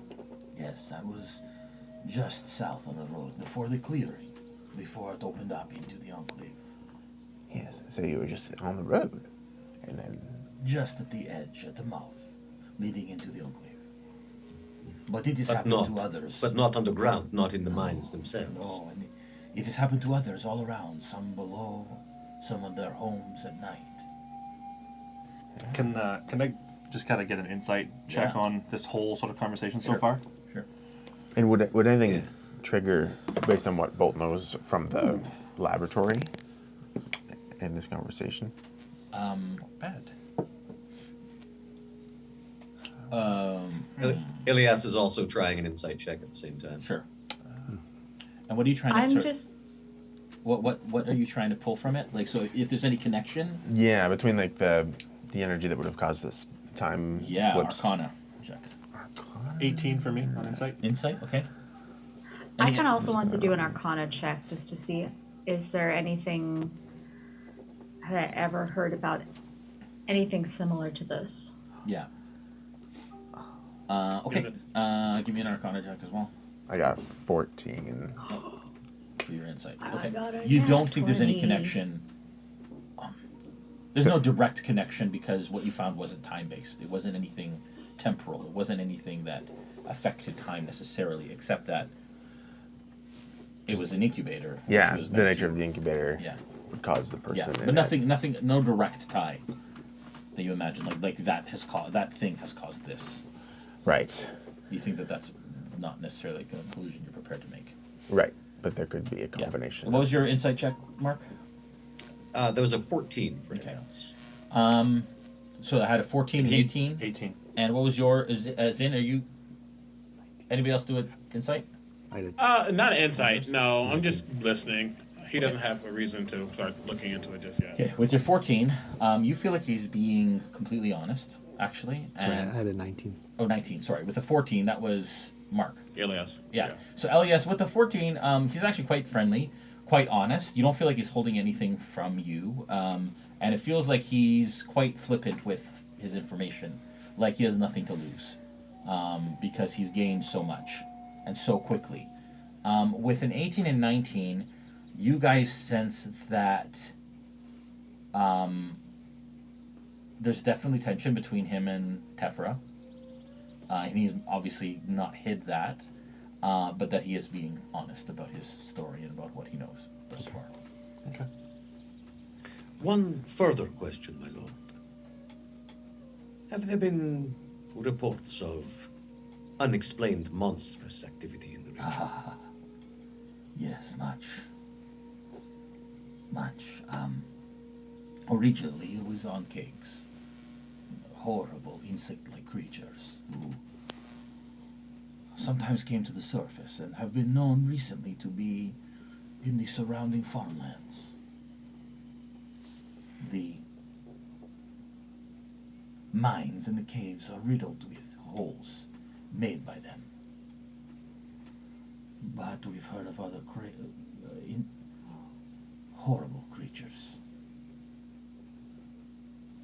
A many-eyed creature, round, with lots of eyes, has been seen. I have heard of all sorts at the differing levels in the mines. Many, some oozes, deadly funguses, even dwarves.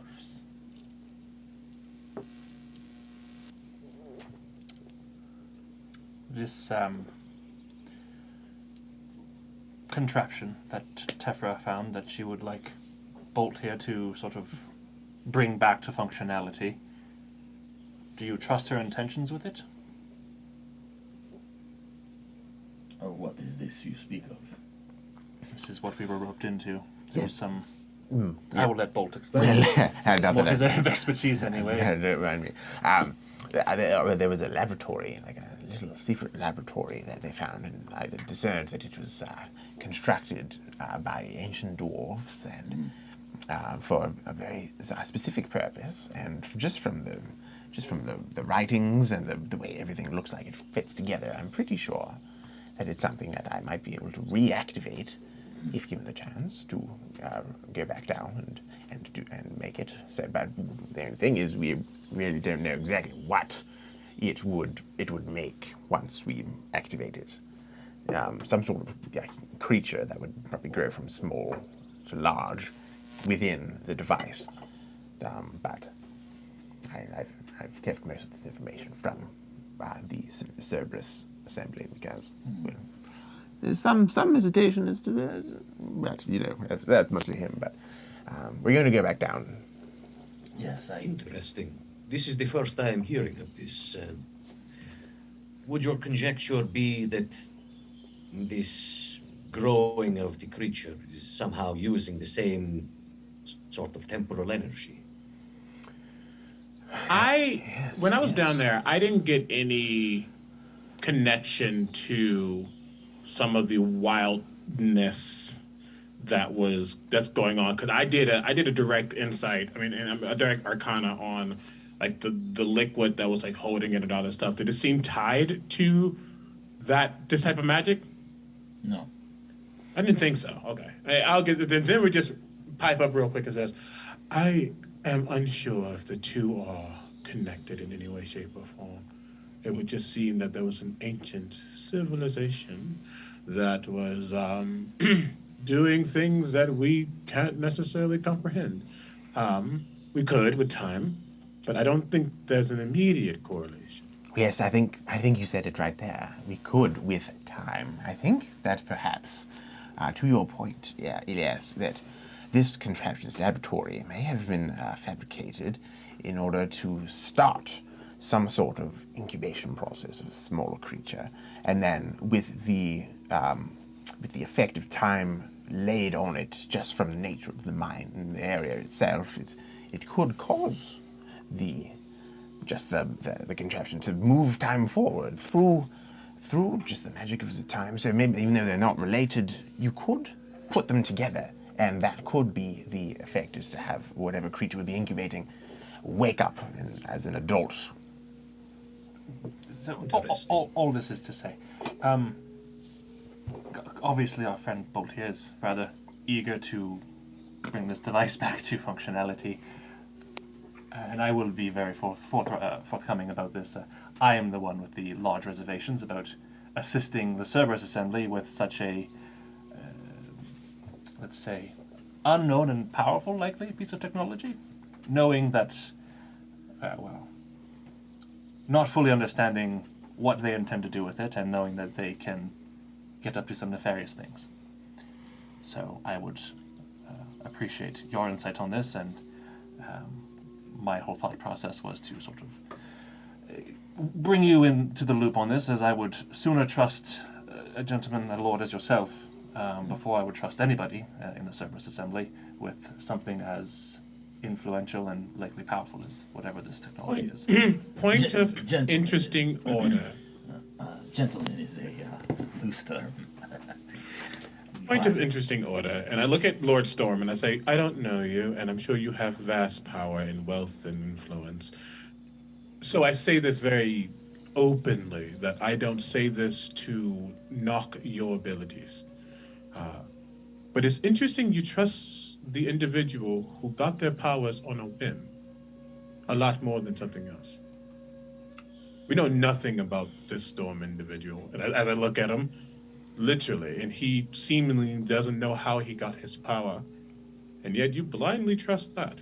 I just want to point that out. I would sooner trust that than power gained through evil deeds.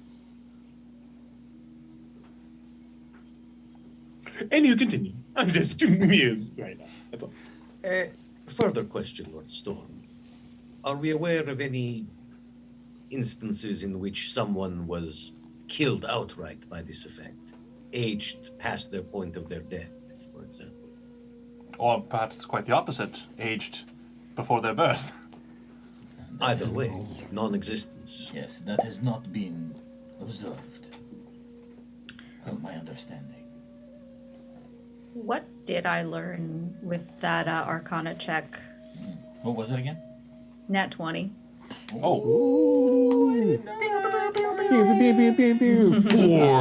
What? Sorry, and what were you specifically?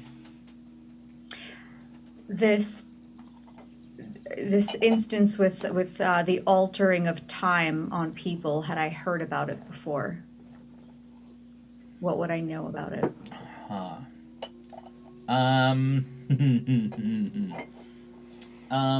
You have heard of powerful magic that can change the fabric of reality, which often actually come from creatures who are common more so on your side of the world, called genies, who can actually bestow wishes. And that type of magic can vastly change the fabric of life and the known realms itself. Apart from that, you're sure that you've never heard of anything like this, except from when you were younger, some of the sages in your family, having a very powerful and knowledgeable family, you heard of the dynasty's ability to harness the power of time. The dynasty? Yeah.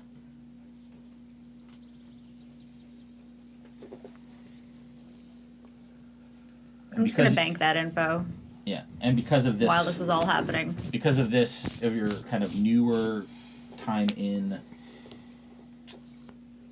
this part of the world, you don't know what the dynasty is or where it is. You just remember that specific story that you heard when you were younger. Which is part of this continent, which is somewhere in Wildemount. Okay. I think Syrah's just observing until a safe moment where we can reconvene. And so, with all this said, what is the rest of your purpose? I understand you were looking for information, but there must be more. As I said, my goal here was to discern whether or not you are trustworthy enough to get the knowledge that Bolt has sort of figured out for this establishment. Again, I will be very forthcoming. My reservations were about giving this information to the Assembly and furthering their cause. In my experience, limited as it is, information always gets to the Assembly, by one means or the other.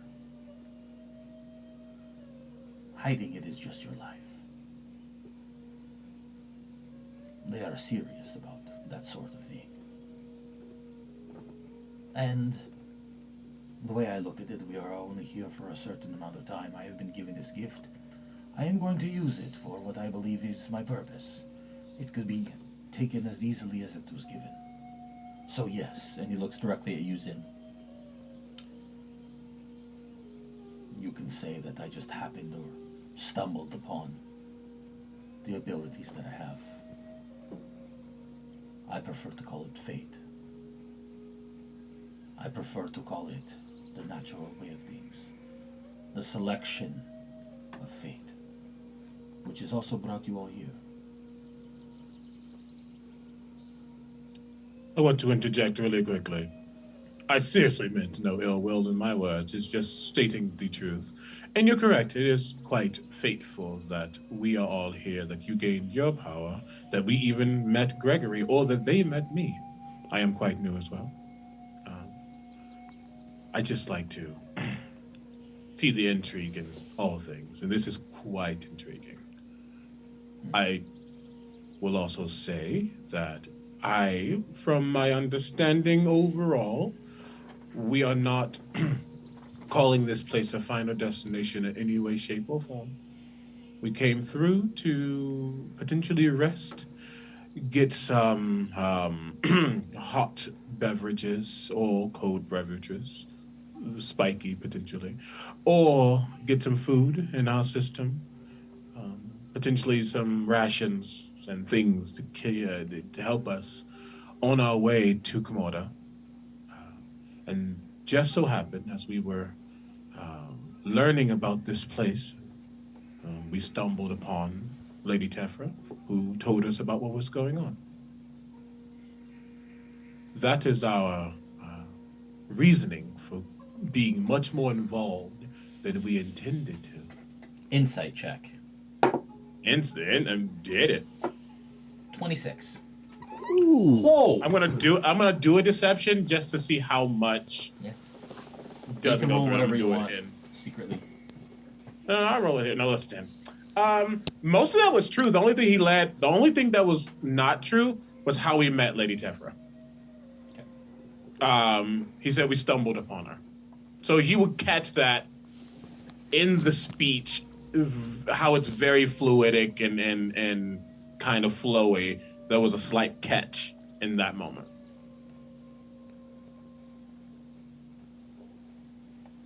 One more question for you. Within the enclave here, you have some members of what would normally be dynasty here. We've seen things like goblins and orcs. Given the political tensions, that's surprising to see. How is that faring, and how are they treated by the Assembly? This is a safe haven. We are considered an exception here. That was a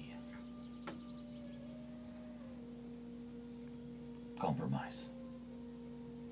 And this was a compromise agreed upon by both the dynasty and the Empire? I don't know what the dynasty said, but the Empire is all that matters here. Interesting. You know there are goblins and orcs and things of that nature in the Empire, right? Not that I've seen, but... Then you are quite blind, my friend. No offense. It is possible that Gregory has led something of a sheltered existence. I would think so. Perhaps your perspectives need to be broadened. Not exactly sheltered life, but admittedly I haven't spent very much time in Wildemount.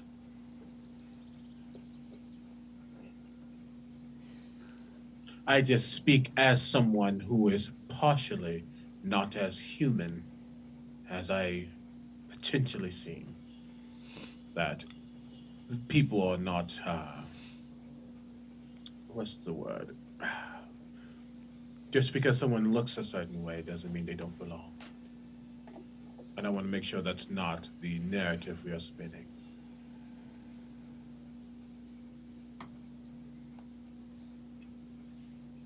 Understood. Good. All I'm going to say is that it's unexpected and surprising, but if all is well, then it is, well, a move in the right direction, let's say.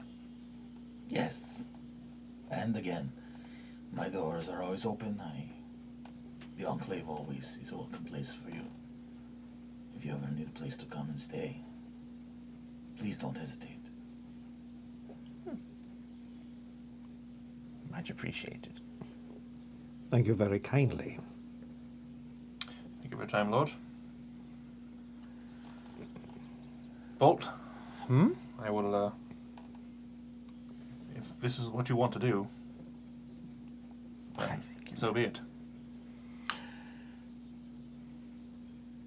Okay.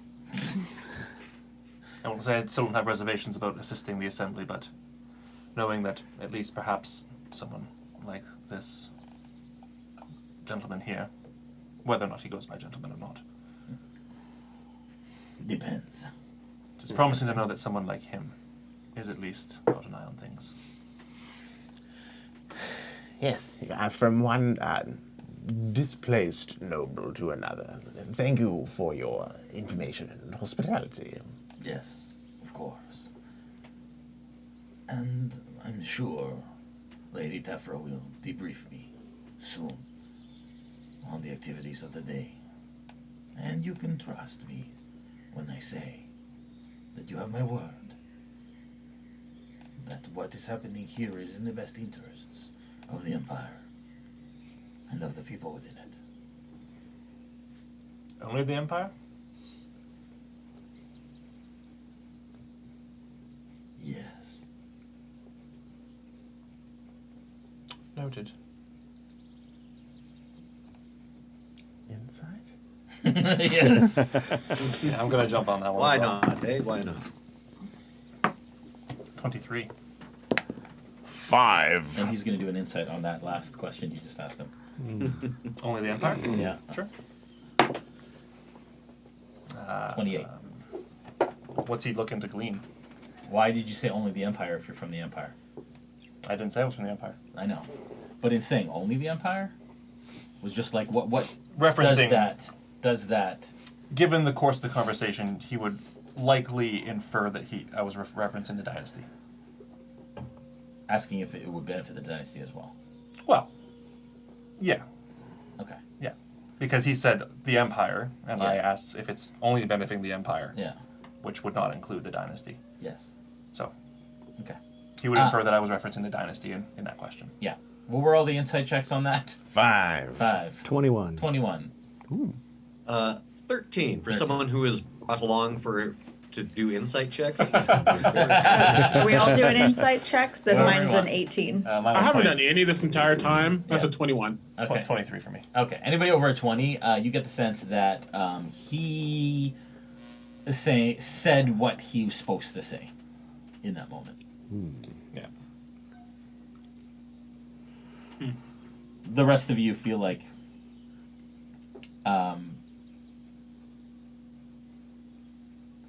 anybody over 15 would guess that he was hesitant in the way that he said it. Like he thought about it for a moment. And then anybody under that would just think that he was being honest. Yeah. Elias is just, this guy checks out. This guy checks out. All right. Yeah. Exactly. Happy trails and travels to you all. Good day to you, Lord. Zin, before we leave, he does turn around and say, we made a big fuss about wanting to see the Lord. I'm just making sure that everyone feels satisfied with their answers. Yes, I believe him. I've asked all my questions. Of course. Though you and I are going to have to sit down and have a drink later and talk a little bit about Marquette. Oh, I would love that, yes. Yes. Yes. Well, thank you for your time. I'm Perhaps sure you have on many the things to do. way back through, I can host you for dinner at my estate. It would be an honor. One last thing before I go. I would appreciate if you could provide me with information on the locations of these monstrous attacks, the ones that have occurred in the surrounding region.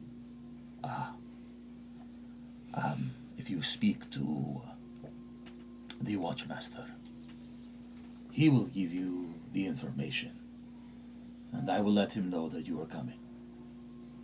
I thank you for your time, Lord Storm. And at that point, the little attendant starts to kind of feverishly kind of write a note and folds it up and puts it in a pocket.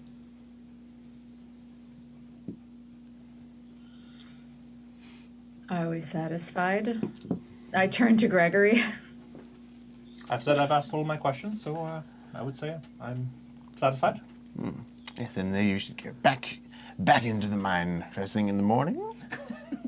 No, boat. I think we need to be a little bit better prepared, given the conversation that you and Sierra, I believe, just had about being under-equipped. Right, yes. I think, okay, yes. And we still have other things to do. That is a side mission. Yes. The mine's not going anywhere, neither is that equipment. All in due time. I'm just saying, there's a hole in that laboratory that anyone can come through now, so we'll see. All right, fine, let's go.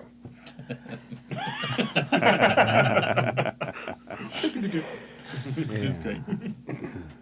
Once they enter, or once they exit Lord Storm's quarters, Elias is probably going to excuse himself and make straight for the.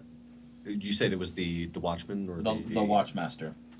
The Watchmaster, yeah. So he'll excuse himself and go get that information that he was looking for. Okay. Okay, and I can send you all that info. For the sake of brevity, I would say that I can send you, the info that you requested.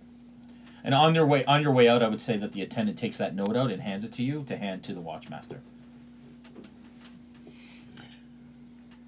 Which of our many modes of communication are you sending me this on? I'll send it to you in Messenger. Okay. As we leave the hall, and I assume make our way back to the Silver Lining or the inn, one of the two. Just as we're walking, I will, at a volume that I think is only loud enough for the party to hear, and waiting for as best of a gap in the traffic on the road as I possibly can.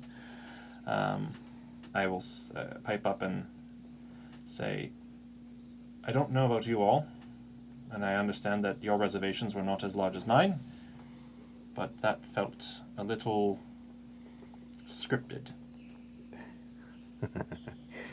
Yes, I picked up a little bit at the end.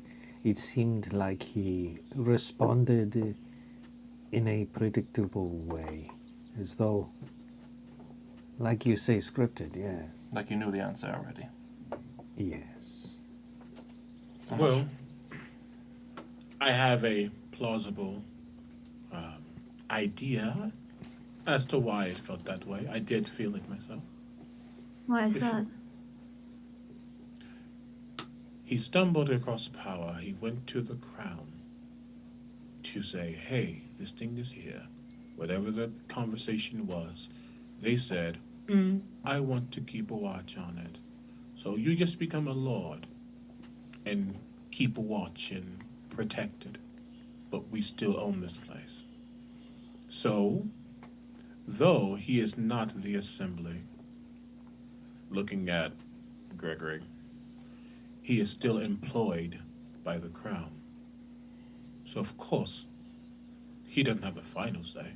He has the voices of the empire, making sure he is not speaking too freely to 1, 2, 3, 4, 5, 6 7 irrelevant people to them.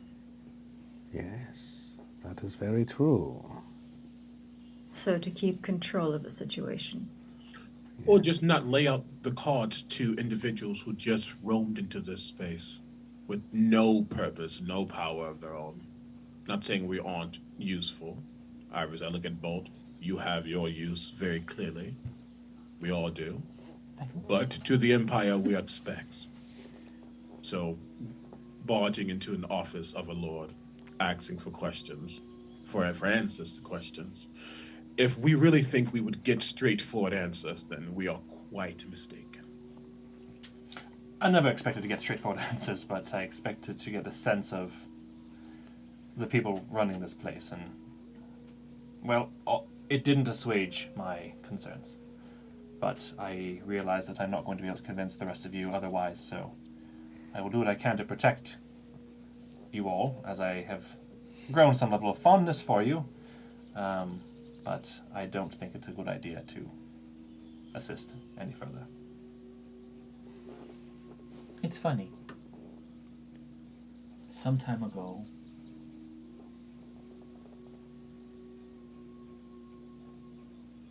the 6 of us, who now some have moved on, made a pact.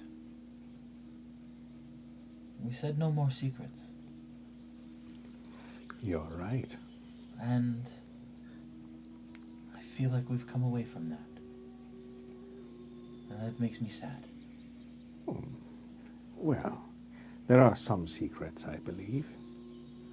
But I don't think I think we've come very far from where we were before, where we didn't even know who our companions were. At least now we're talking. Do you know what I mean? Yes, I can only speak for myself. I don't think I've kept anything.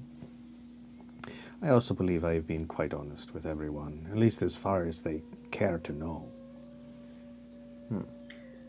I just think that, yes, we did make that pact, but since then, some of our friends have been left behind, and those of our friends that were left behind, they earned our trust. And I'm sorry, but we have new friends among us. And that's not to say I don't trust you, or I think, do you have any ill intentions? It's, these things still have to be earned with time. Yeah. If there's anyone that knows about time, it's me. And the passage thereof. If there's anything that I've learned in my centuries, is that secrets just delay the inevitable.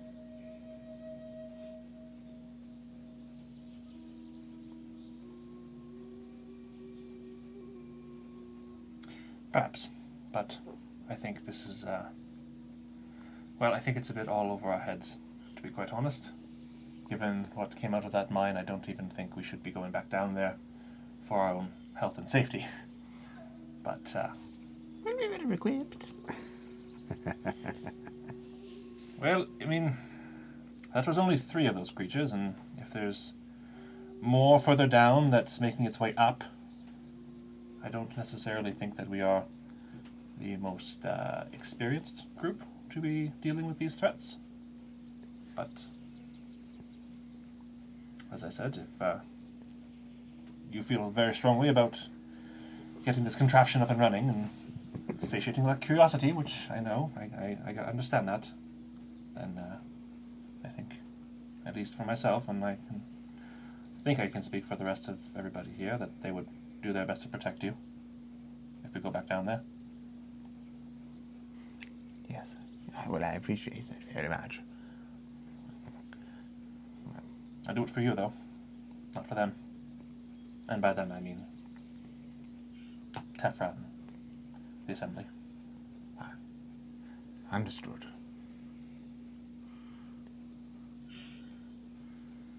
I don't know much of politics and assemblies, empires. I've heard of so many rising and so many falling in my time. They come and they go. As I mentioned before, mere grains of sand on a beach, all of us, even me.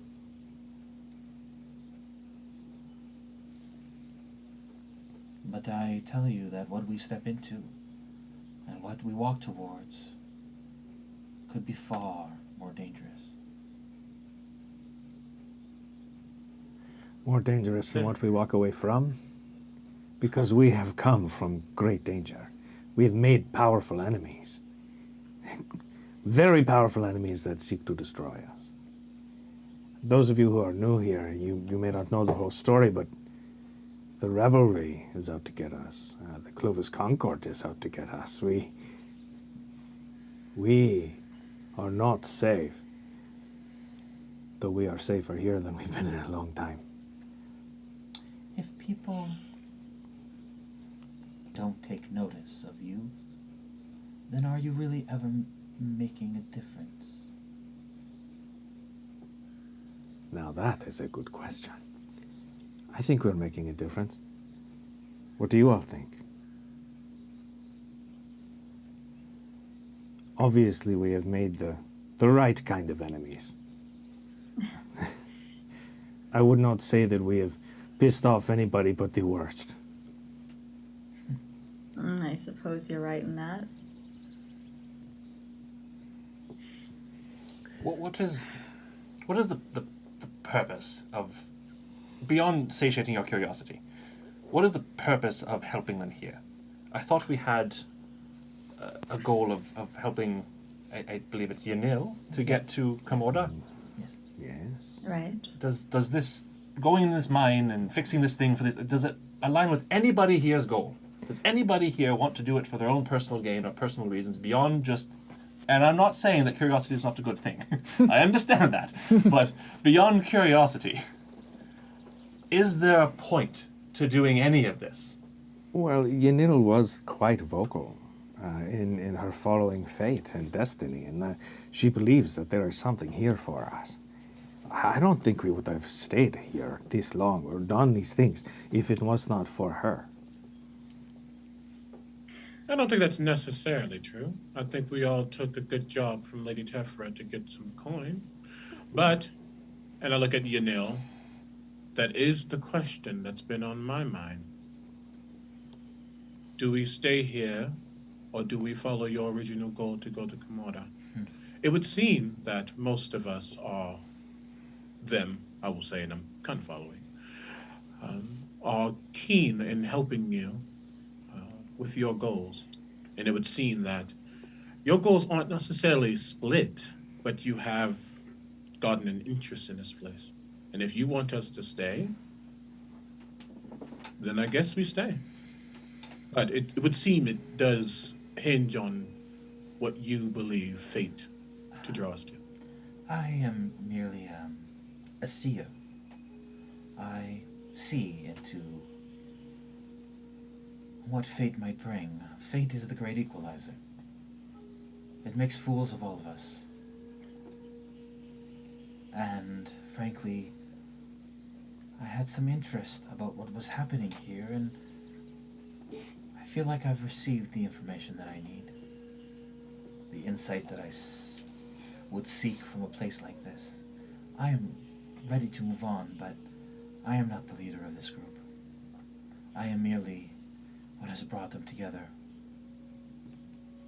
Perhaps. You are the string, the wind that keeps the kites afloat. But if you say you don't have anything else here, I look at Gregory, then I believe it is our next goal to continue towards Komoda. And just as we said, who knows, we might come back here if we need to come back, which would give us Gregory just looks extra at incentive. Gregory just looks at Bolt. Well, this has been a fun little conversation about what ifs, right? But there's a mine and there's a thing in the mind, and I think that we should, well, there's you know what's down there, don't you? Let me just say, even though, yes, it is maybe me leading that charge with my curiosity. Oh no, it's just curiosity. But curiosity, you know what? When you find out, when you figure it out finally, you have invaluable knowledge that you can take with you. And who knows? Maybe the things that we will come up with down there will be things that will help us out on our journey with Yanil. So I wouldn't just chalk it up to just simple curiosity satiation. I think it could be more useful than that. Snow, right?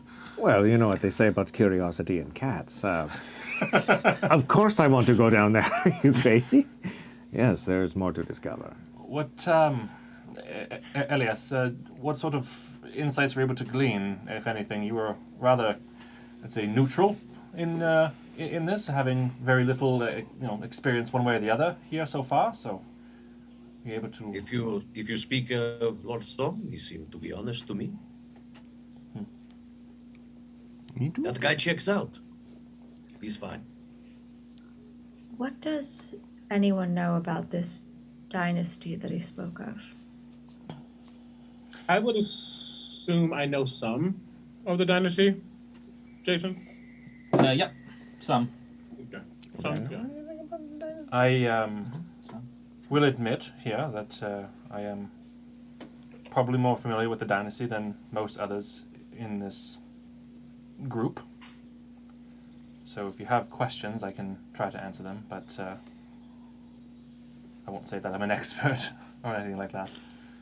Insight check.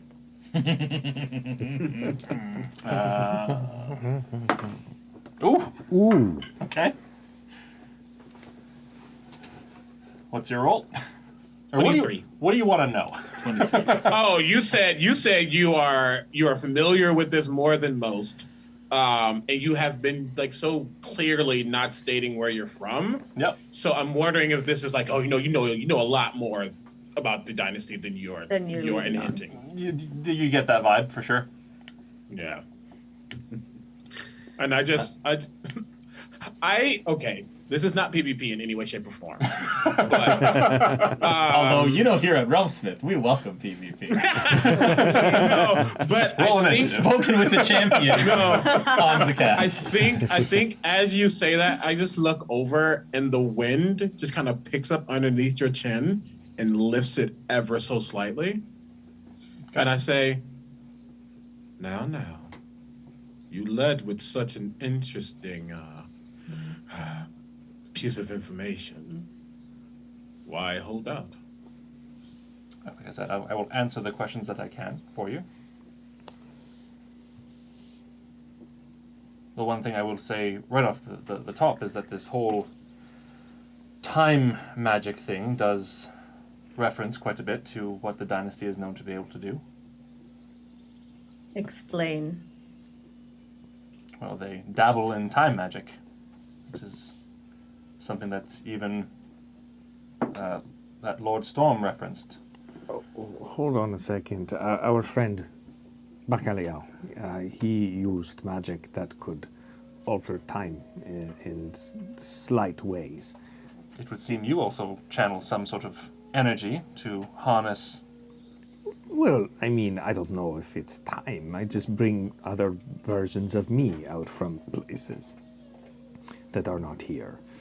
That is not necessarily chronomancy per se, but yes, your point is taken. In any case, you had asked me earlier my opinion of Lord Storm. He has been forthcoming and has provided me with some information I require for my mission. I am afraid that whatever you face next immediately must be done without me. There are things I must look into. You understand, I hope. Is this some sort of thing that we could perhaps assist you with on the way? If it's dispatching these creatures that have been plaguing the enclave? As you can see from the blood and ichor on our clothing, we have some experience. Indeed. I think my first steps will require reconnaissance at first, but I would not hesitate to call upon you if combat was required. Excellent. Very well. Are there any questions I can answer for you then, Zinric, about the dynasty?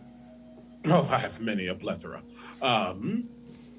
What exactly is your connection to the dynasty? I spent some time there, learning, doing reconnaissance, as Elias just said.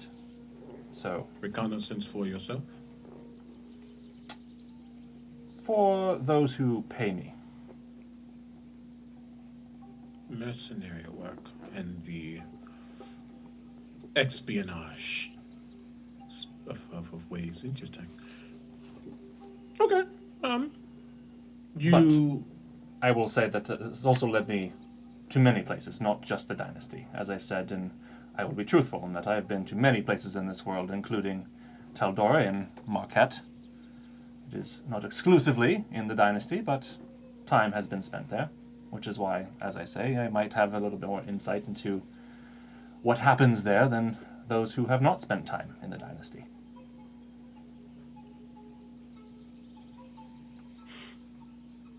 So many places, so little time. Intrigued. You do wield things that aren't known to most, which hints that you have connections or you knew the right people at the right place at the right time. always goes back to time. Interesting. And in the interest of, let's say, honesty, and to show that I am not necessarily trying to hide everything from you all, I will be very forthcoming in the fact that, and I pull out the pepper box, I did not create this one. I spent a lot of time studying it and taking it apart and putting it back together in the hopes of being able to recreate it myself one day. But this one I stole. Sorry, is he holding out his weapon? Oh yeah, yes. It's the one that I improved upon. It's like his little. Ah, yes. I have become proficient in taking it apart, putting it back together, cleaning it, fixing it, all the things I need to do to make it operational, but this one I did not build myself. This was something I took from one of my excursions into various parts of the world. And I'll holster it back again. In any old random excursion? Well, obviously. Marquette. Well, specifically, it was in Teldura, yes. There are those there that are more proficient in the creation of these items than I am. But when you took from someone. I wouldn't say I took it from someone. It was more of a intended for someone, and it never got to them. Oh. Well, Did finders you keepers. steal it perhaps from outside someone's door? It was delivered to them, and then you came, took it before they could get. That is not a very nice thing to do. No, it is not, and I will. Are you a porch pirate? No. Let's not besmirch the name pirates now. But yes, that is what I'm getting. More of a going to where it was created and taking it before it could even be sent out to its intended owner. Well. The creation of these, these guns, these pepper boxes, is of interest to many people, including myself. Well, perhaps you and Bolt could start a business. Since you understand how it works. And Bolt I'm is getting quite there. I good. still have not been able to create my own just yet. Soon. Give it some time. You'll do it. As you all stand outside, you've kind of made your way now to the Lord Inn. You're kind of standing just outside it as you're having this conversation. You watch as Lady Tefra kind of starts to approach the party. Hello. I just need to borrow Bolt for a little while. I just would like to take some notes, and the little quill appears in my hand, of just what you learned. I would love to know and get it down in written form, if you don't mind. Learned about from what? From today? The everything that you discovered in the laboratory. I was able to partially glean some of what you learned, but that was indeed why I asked you to come, so I would love to get the information that I sought and have paid generously for. Please.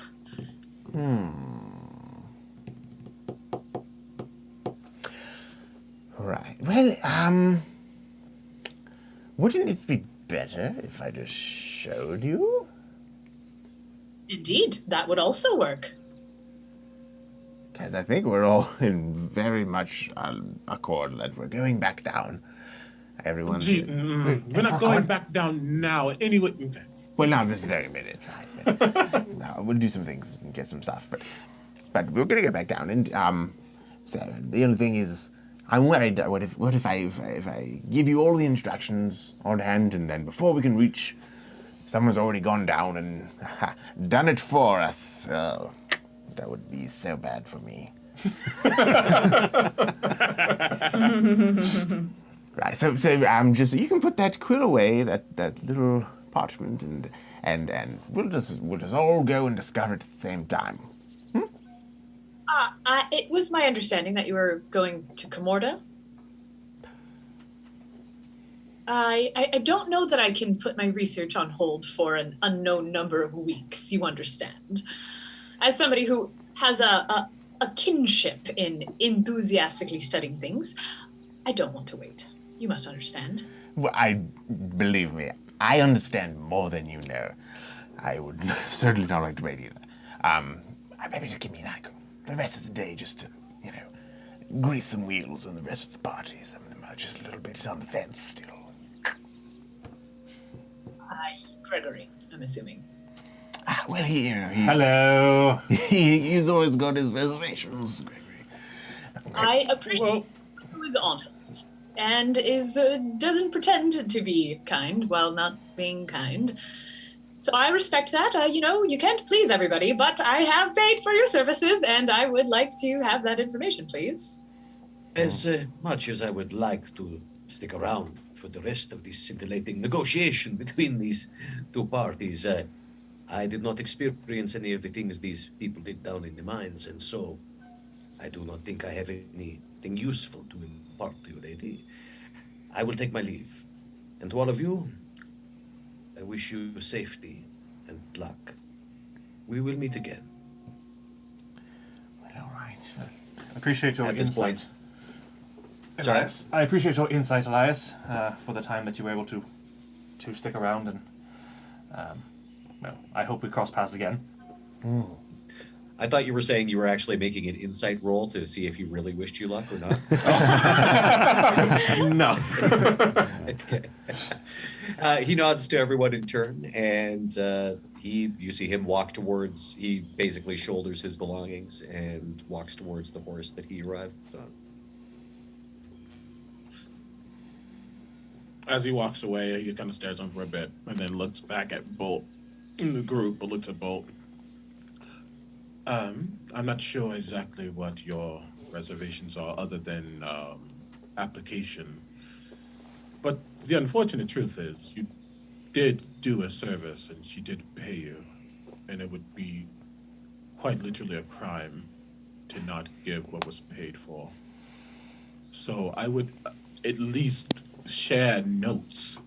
And it seems, in my opinion, that if no one else was able to glean the information that you got and even put it in application, I would assume that no one still could do such a thing when you leave. At least not immediately.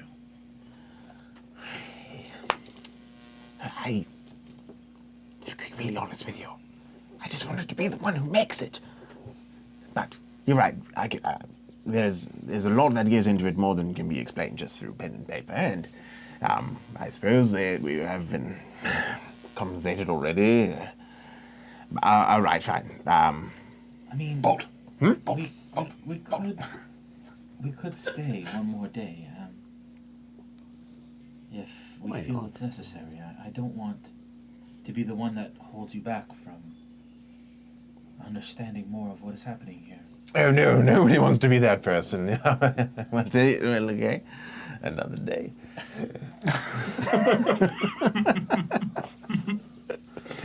Oh, Bolt.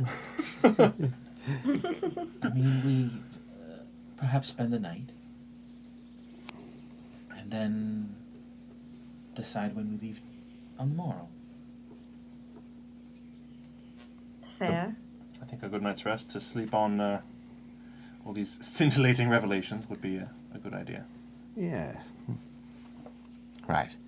Lady Tefla, should we just continue this in the morning then? It appears that is what you would prefer, so yes, that would be fine. Also, I do feel that you will be included in many stages of this project, so don't worry. I am not trying to push you out. I am just insatiably curious, to be very honest. Listen, you don't have to explain that to me. Okay. Well, nighttime then?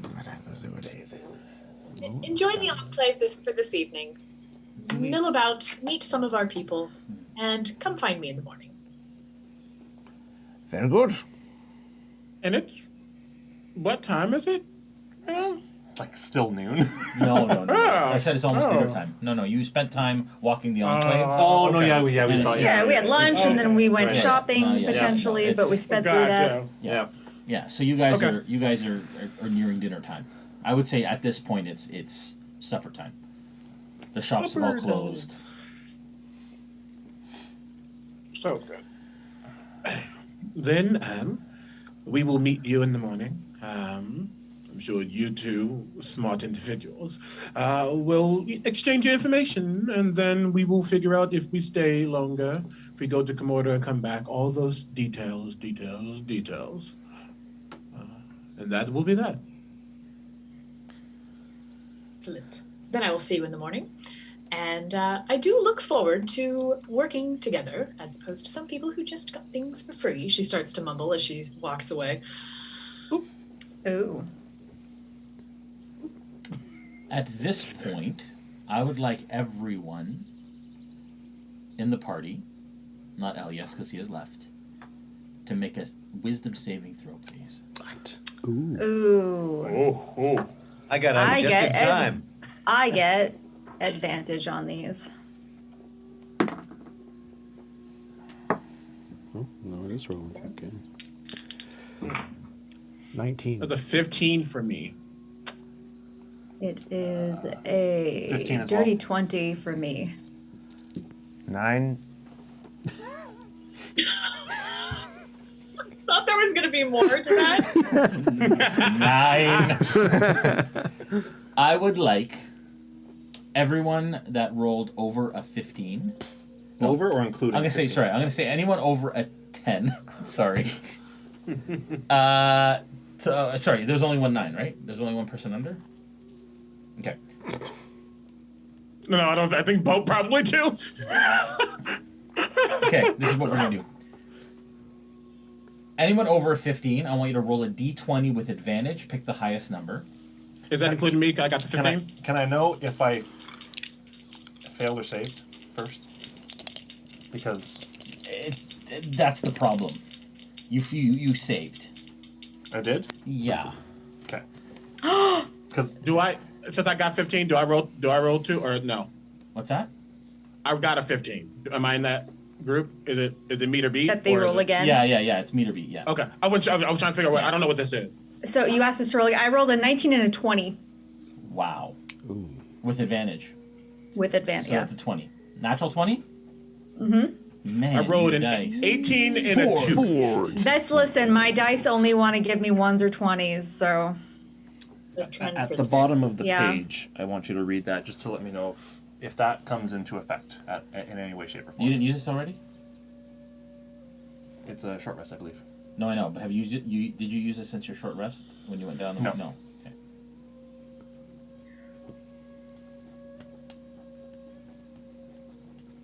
Just need to know if that's relevant right now or not.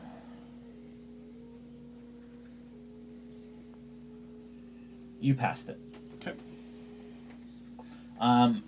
Okay.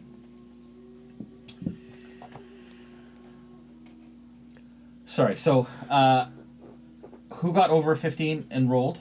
Let me just write this down real quick. Just to clarify, Jay, you didn't want one from Tefra, did you? No, I didn't. No, it's okay. Okay. She's the one that's casting it. Evil! I Zen, have that was an shown 18? distrust in the party. Zen, yeah, 18 was the highest of 2. Okay. The other was a 2. Sierra? What I rolled on the second one? Yeah. 20, right? Nat 20. Okay. Yep. 15.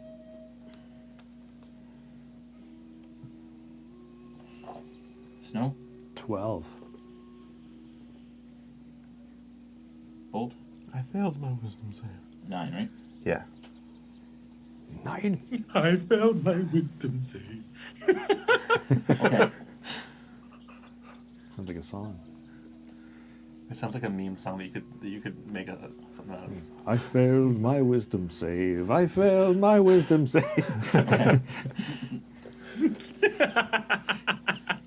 Totally a shanty. Yes. Sounds like something Sorry, so Ginny that was your sorry, 9 was your wisdom save. Yes. Okay. Sierra, 18 and 20 were your 19 and 20. sorry, were my... but Zin, you're 18, and Sierra, you're 20. Were the second roll that you made? Yes. Oh, the second For the roll? over 15. Sorry, right? what's the second roll? So just make. I want you to roll a d20 with advantage. If you got over The number I gave you. Yeah. Okay. What's that? The number I just gave you that you Was the wrote whim down? save, right? Wisdom save. No. That was the roll with advantage. My wisdom save was a 19. 19, and the one that you just rolled was a 12. Yes. Okay. 19. 19. The other one was a 4, if that matters. I feel like we're giving our order again. Sorry. No, It's a little complex. Roll a d20 with disadvantage, please. Oh, snap. No modifier? No. 9. Again? Wow. This is stressful. Bum, ba-dum, bum, bum, bum, bum. Okay. All right. Is it a farmer's insurance thing? Yeah, that was. That was. Hate it.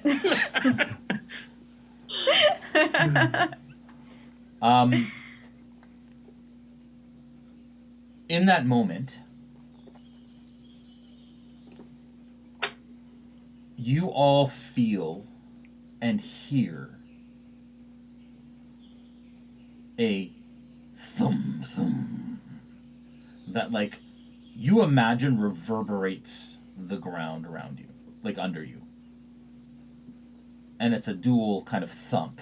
Thum thum. And for just a moment, you look around really quickly, and no one else who's walking the streets around the lode seemed to notice. It was just you folks who are clustered. Everything goes black. And that's where we're going to end the session for this evening. No! No! Everything goes black. What happens to snow then? Everything's the same. Everything's the same. What? I rolled the lowest. What's happening? Thanks, everyone, for watching. I really did get out of Dodge just in time. Just in time. But you will be back. I'm sure you will be back. Yes. All right. I did say we will meet again. What's that? Yeah. I did say we will meet again. Yes, you did. You did. Absolutely. All right. Well, we are off for 2 weeks, right?